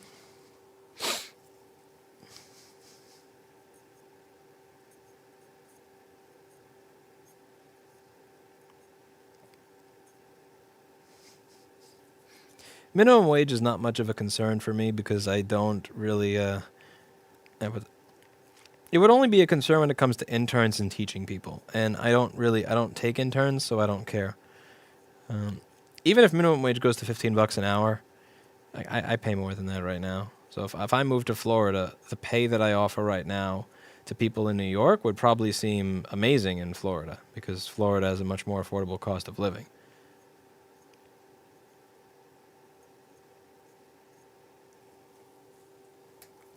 Does this ever feel like Metroidvania dystopian-ish to you? Not to go full Alex Jones, but here in Virginia we have state-enforced curfews. What's next? I don't really understand the curfews. I understand the curfews if there's rioting and looting. I don't understand the curfew if you're coronavirus. I really don't. I don't fucking get that one bit. Like, COVID is going to fuck you up as bad at night as it is in the day, you know? Also, I'm kind of surprised that Virginia wound up getting curfews, because don't you guys have guns and everything? Like, that's the thing. In New York, the government doesn't necessarily have to fear people the same way that they do where you live. Because where you live, like, everybody has a gun. So if the government does something stupid, you just, I don't know, just make a new one, you know? God bless America and all that stuff. But I don't really know how you get away with that shit.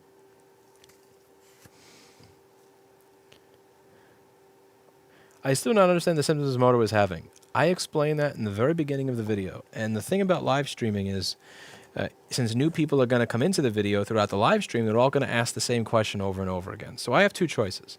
Behind door number 1, I can suggest that people listen to the beginning of the video. Behind door number 2, I can answer the question every 20 seconds and then lose my sanity and go home and down a bottle of venlafaxine. And I'd rather go with number 1. So, yeah. Nothing like answering the same question over and over again for over 600 people to make you lose your mind.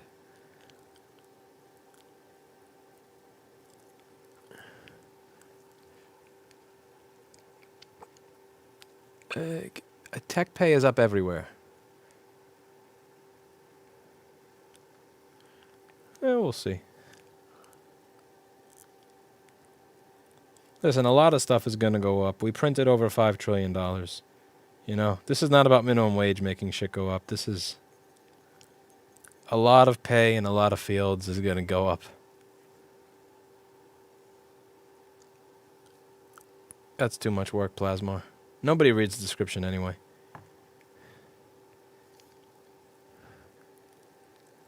I don't want to really set up an FAQ page. It's midnight and I'm working on my motor.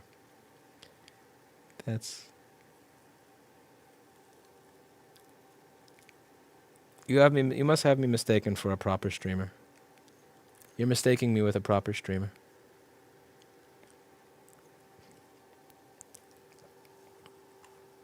This would be easier if I had a brush to do this, but the brush that I have is white lithium and I don't want to mix it with the black lithium.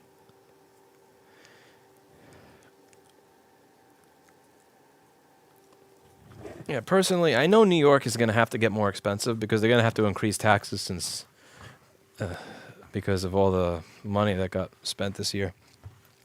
I'm not willing to pay more to live here. I'm really not. There's so much garbage that goes into living here, and it's gotten to be worth less and less because there's a smaller customer base here. So really the only selling point of New York, since the customer base is not here, the selling point of the city would be that my employees are here. And they're good people. They're great people. But like at some point, if the quality of life here goes down and the prices of everything go up, which they will, like at some point it's just gonna become time to like go to my best employees, say here's a place that would be way cheaper to live, where you could have a much nicer house, a much nicer apartment, and maybe a much nicer life. Would you like to take this check for, X amount of dollars to relocate with me to a superior place? I got to figure out how to structure that. Most people probably wouldn't go. That's one of the reasons that I'm still here. Because I'm pretty certain that most of the people here would not elect to go. If you have your family members here, and your spouse is here, and your spouse has a job, and that job is here, it's not even just that, but then it's like, am I going to move to another state just because, I get a better job? I mean, I get a job, to keep the exact same job that I already have. That's a tough sell. That's a tough sell. I don't know what the fuck the next year or two holds in store for me. I really don't. I've thought about that, though. The whole idea of, like, here's a check for the aggravation of relocation. Come with me. Take the best people here. Live on the beach. Fix stuff on the beach. That could be kind of fun.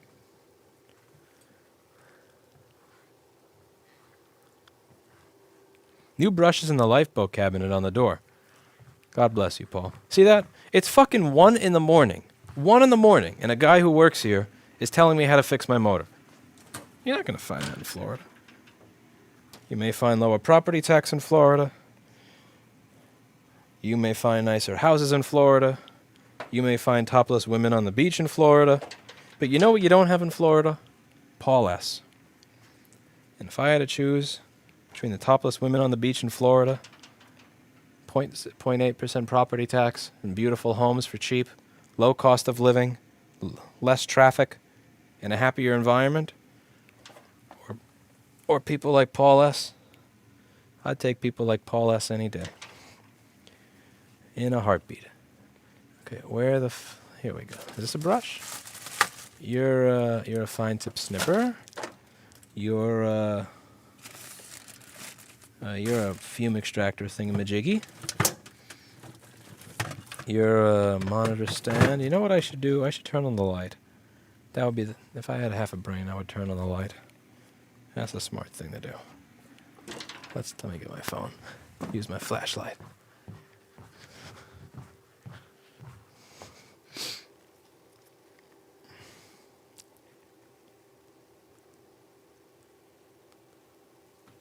Tell us more about the women thing on the beach there. There is no superior place, just different with a different set of problems. No, there's superior. There's always superior. No, there's superior. Syria in the middle of civil war versus, let's say, Riverdale in the Bronx in the year 2010. I mean, there's always a shittier place. There are lots of... I would rather be in Riverdale in the Bronx than Libya in 2011. I would... Here we go, brushes. Thank you, Paul. I just found them. We have a bunch of brushes. Yeah, this is awesome.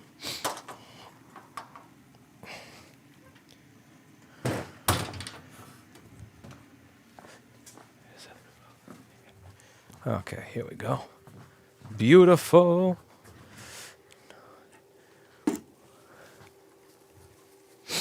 I would move to NYC for Paul S. in a heartbeat. Fuck you, Psycho Cup. He's mine! Florida gets a bad rap because of the crazy headlines, but that's because Florida has arrest records to the public, to the press, unlike most states, so they dig through the crazy stuff. I haven't read a lot of the crazy headlines in Florida. I mean, I've heard of the Florida Man meme, but I haven't really actually examined much of the Florida Man meme.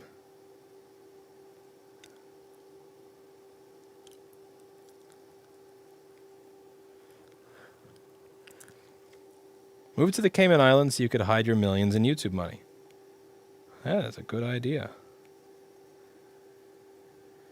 I've already managed to hide most of my millions in YouTube money. It's so well hidden I can't even find it. By the way, everybody, say hello to Mr. Dr. Evil Genius in the Twitch chat. It's kind of funny because I had to talk with him on the phone the other day where I said, like, I'm done spending work until 1 in the morning. I'm just done with that phase of my life for a little bit. And literally the first stream that he pops in on, it's 1:06 in the morning. He actually is in the chat at 1:02 in the morning and he sees me doing this. However, this is not work. This is not work. I did my work for the day, which is miserable end-of-year monotonous bullshit bookkeeping. And then I took a nice long nap. And then after my nap, I came here. So this is not evening. This is technically my afternoon or something. I had a nice, fulfilling nap. Had a nice set of sleep. I slept for a good 10 hours. Then I worked. Then I took a nap after sleeping for 10 hours. That's some good stuff right there. Some nice rest. I enjoyed my rest.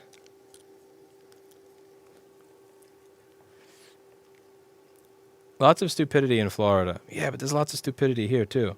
It's just it's cheaper stupidity there.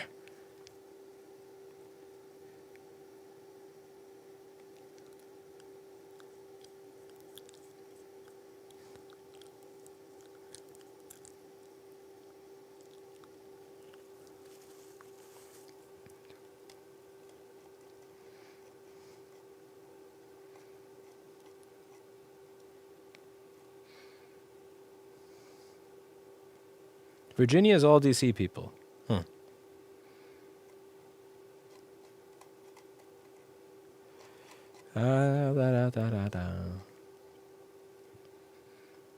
I live in Washington and I miss Florida, if that says anything. I'm guessing you miss the weather, because Florida is freezing. Yeah, I went to Tumwater, Washington in January. I don't envy the weather. My God. I was complaining about the cold in New York, and then I went there. That's a different type of cold.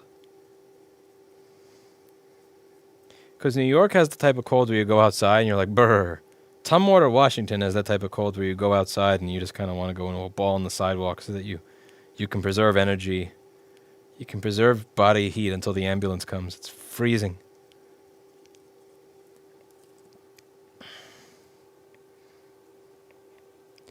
My blood is too thick for eternal summer. Yeah, I like the cold. So Florida, that's one area where Florida would be horrible, because I like cold weather.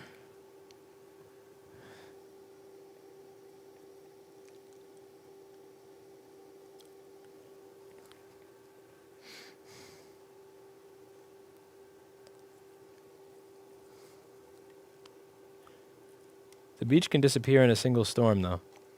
I'm sure there won't be that many storms. It'll be great. Florida is not known for its storms or hurricanes at all.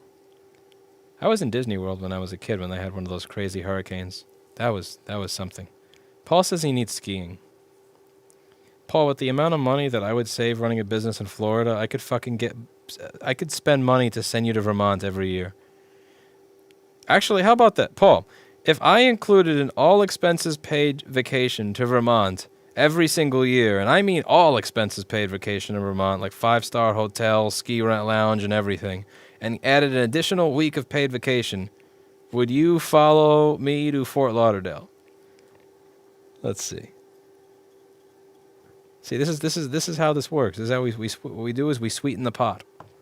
We sweeten the pot.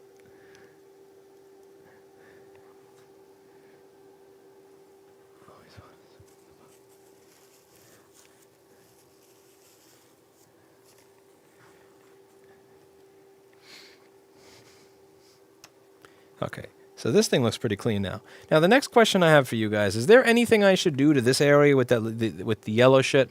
One sec, you can't see it because it's in autofocus. I need to manual focus it. There we go. Here we go. So, yeah, like right here. Is this is in good condition? I don't have to like, oh crap. Oh, that actually moves. Fuck. Wow. What the hell? Okay, that immediately moved up. That's crazy.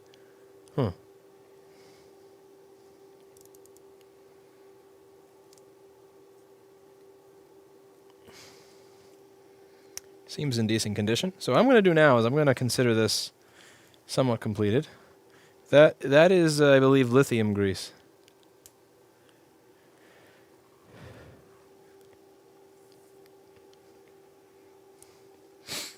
I have, I know about Jacksonville. I have an employee, not employee, I have a contractor. Paul says I'm getting closer, but he still doesn't like it down there.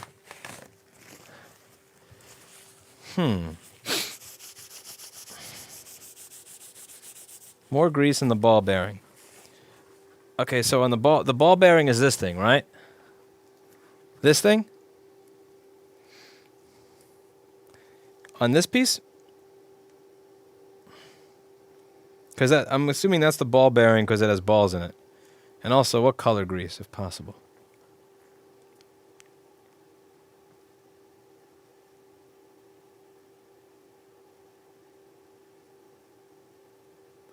I used that site already, Joseph. I just don't, yeah. I just don't stream there because I don't know how to stream there. All right, cool. So white grease. Is that white grease or black grease over there, Paul? So we got the...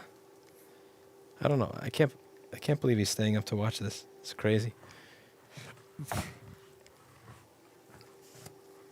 All right. So I'm guessing the grease goes on the balls or something like that. Let's see. So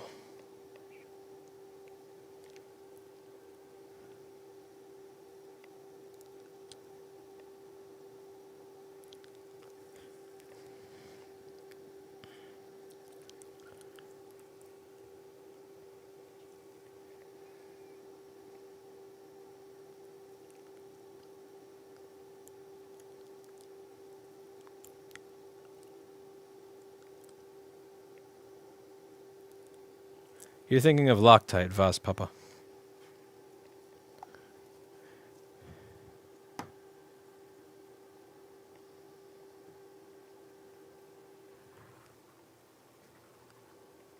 Probably Maximilian, but that will require configuration and stuff, and it's 1 in the morning. Screw that. Okay. Push it into the balls. That sounds a little, okay. Smush the grease in with force.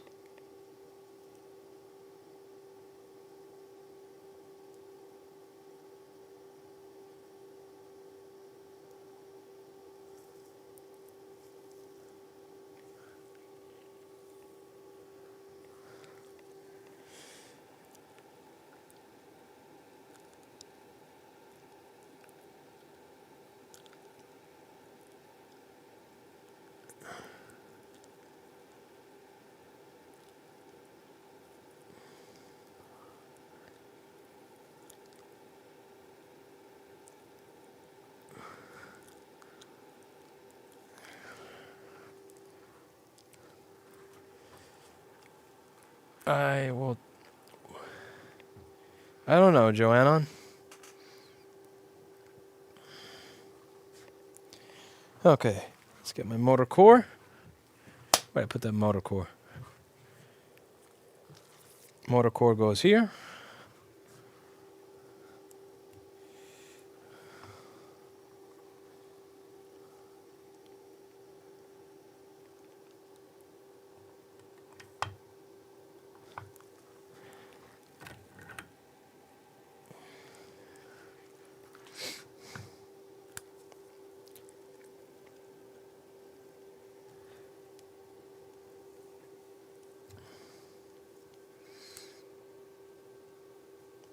I was turning the cotton swab like this, not instead of going like back and forth. So since this way, the little pieces of cotton wind up surrounding themselves around the swab instead of coming off of the swab.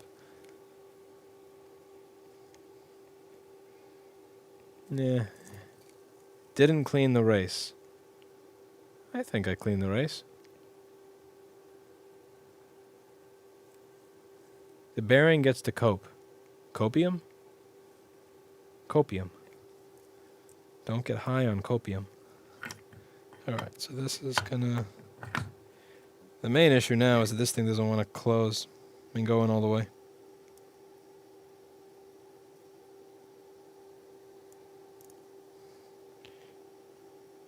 It's got some copium here.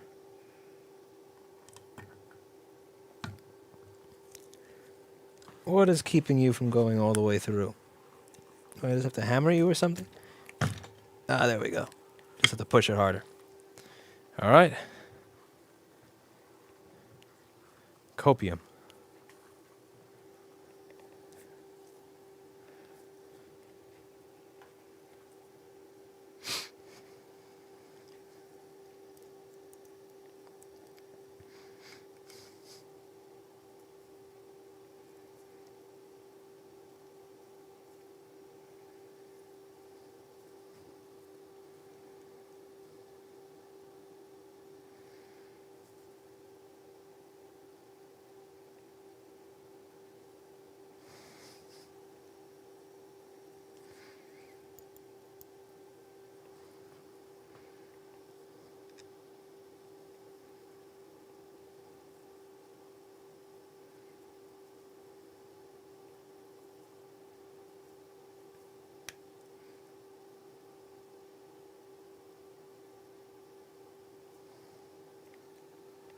No, this is a spare motor, Voss.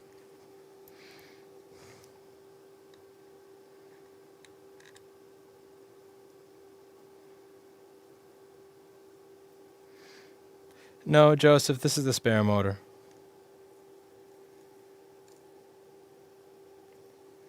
Torque specs for the bolts in the outside.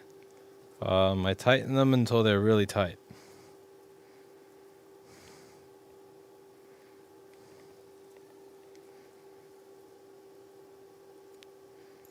If you have to force it, you are doing it wrong. Spoken like someone who's never tried to fit the rotor into the stator on this thing. Paul Daniels is here.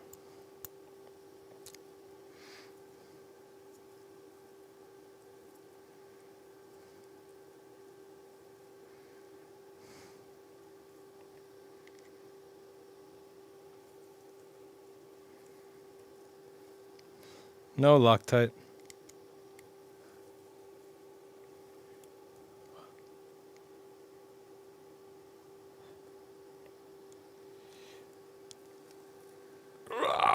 I'm just going to tighten them a lot.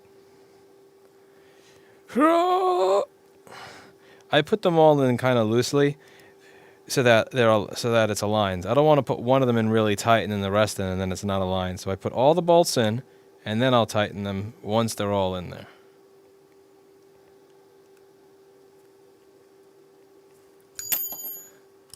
Tighten them until they get loose. You go to hell. I remember you...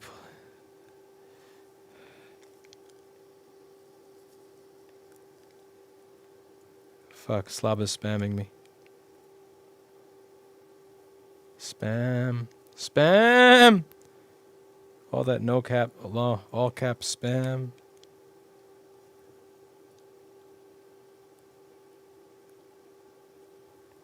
Turn it until it breaks and then back off 1/4 a turn. Oh, Slab is crying. Those are so fucking annoying when people start spamming in all caps and they don't say why they're spamming in all caps. It's so fucking annoying. Look at him. He's spamming and raging in all caps, but he's incapable of communicating why.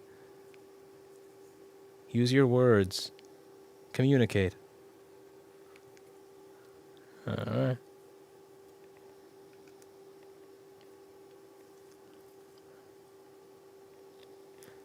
I know, you wanted me to do this one and that one and this one and that one and this one and that one. But it doesn't shift around at all. Like, once it's in there, and there's really no room for it to shift to here or there or anything like that. It's fine. It's fine, it's fine, it's fine. You're going nuts over something that doesn't really matter. This thing is made of Chinesium anyway. Alright.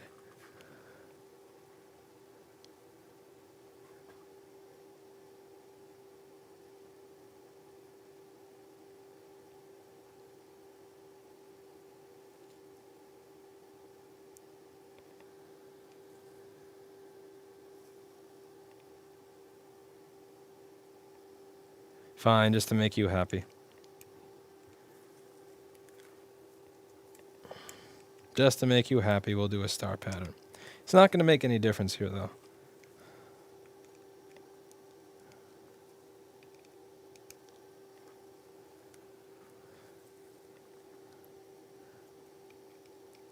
Because there's not enough play. There's not enough space or play. on the chain ring that goes onto here, there's enough play that you need to do a star pattern.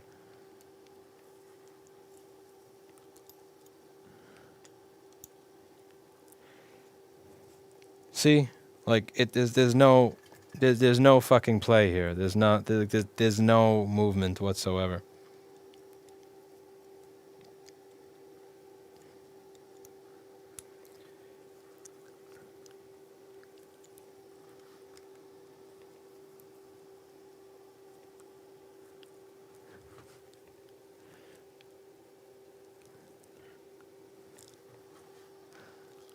Allow for heat expansion. There's not going to be any heat expansion. We're only using it to 4 times its rated carrying capacity.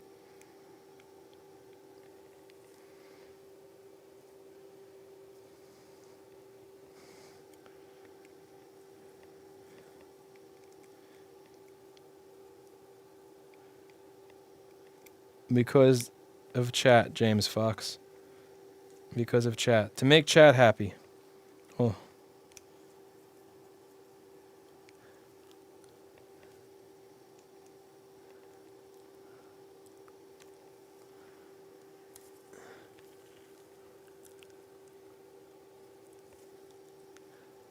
I'm sure your mother thinks that you're very special, Skymaning.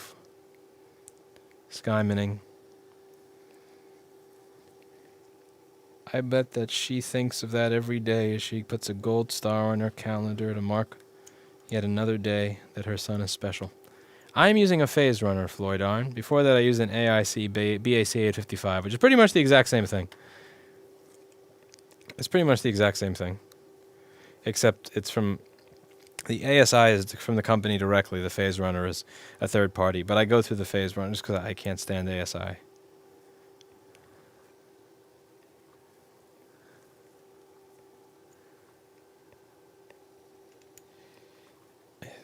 Okay. So here's the thing. I kind of want to go home, so I'm not going to test this until tomorrow because I don't have a desk controller. So since I don't have a desk controller, I can't actually try this on the desk. I have to attach it to a bike. So I don't have a spare controller, so I can't test if this works without taking it off of a bike. I don't really feel like doing that right now. So I'm going to leave this in complete suspense. You're not going to know if this works until tomorrow. Or maybe the day after tomorrow. Or maybe after Christmas. Yeah, so all of this that you watched, you will not get to know if this works. That's how we do here. You don't get to see if this fan spin.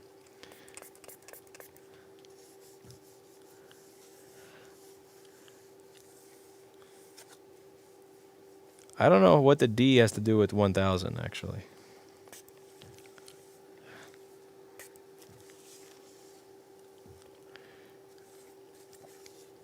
Yeah, look at this. It's beautiful. Okay, it's a pretty, pretty motor.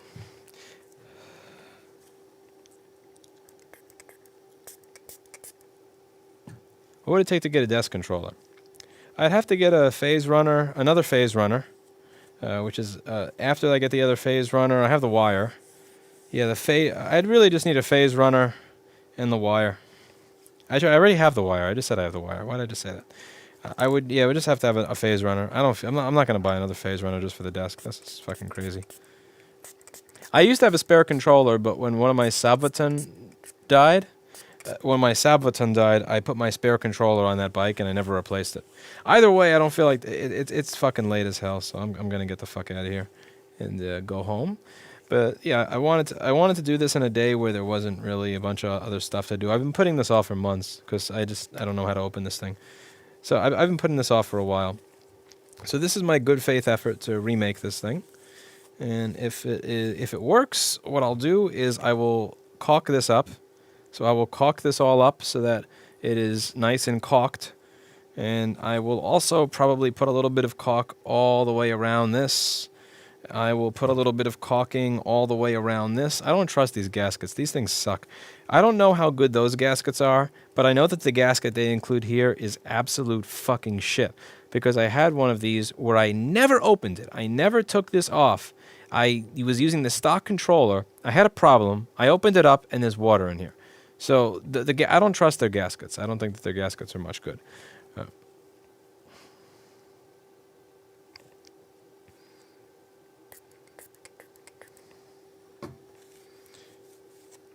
Well, so I'm probably gonna wind up just doing a bit of a bit of work around there. I really should clean my desk off as well. And then I'm gonna have to do this to another motor because remember this is my spare. This is the spare motor that I have. The motor that because I have another one that's doing this, so I figured I would fix my spare. Now I fix my spare, which means I'm gonna have to do this to the one that's actually on the bicycle. That bike is also missing. One of the switches broke on it. Yes, one of the switches broke on it, and I have to bleed rear brake. That can happen another time, though. This is the part that I figured was going to be the biggest pain in the ass, so I figured I would do this at a nice little dead time. Hey everybody, how's it going? So before, the issue that I was talking to you about was that the motor would stall. I finally got the thing put back on the bike after cleaning it off and got the controller hooked up to it. So check it out. So I'm going to try to start the throttle and let's see if it does the doink, doink thing that it was before and stalls. So slow spin. It can do slow spin. It can do fast spin. Stop. Start. Less throttle, more throttle. Less throttle, more throttle. So it looks like it's good to go. So I'm guessing that what the issue really had to do with some of those pieces that I found in the gear early on. So there were those pieces that were in there that I had in the beginning of the video that I was prying out. I don't know how that stuff gets in there. Again, this really seems to be an issue when there is a bunch of salt on the road after a snowstorm. So when there's a bunch of salt on the road after a snowstorm, it's how it gets into everything. I've had this problem even with BBSHDs where I have not opened it up to put my own controller, where it still has the stock gasket and everything is fully closed. I've still had this exact same problem there. So I don't know if this thing is as liquid resistant as it looks on the outside, or if there's any specific area where this crap is getting in, or if I don't know how it's making its way in there, but this has been something that's happened to me at this point 3 times. Once on a motor that was stock and fully sealed, another on one that I had sealed with caulking afterwards, when there is a bunch of salt on the road after a snowstorm. So it's just something to look out for. And again, I didn't see any particular item that looked totally rusted. It was just a couple of, it wasn't like one thing that was obviously rusted. Just a little bit of dirt here, a little bit of dirt there, and I got rid of all of it. I cleaned everything out inside.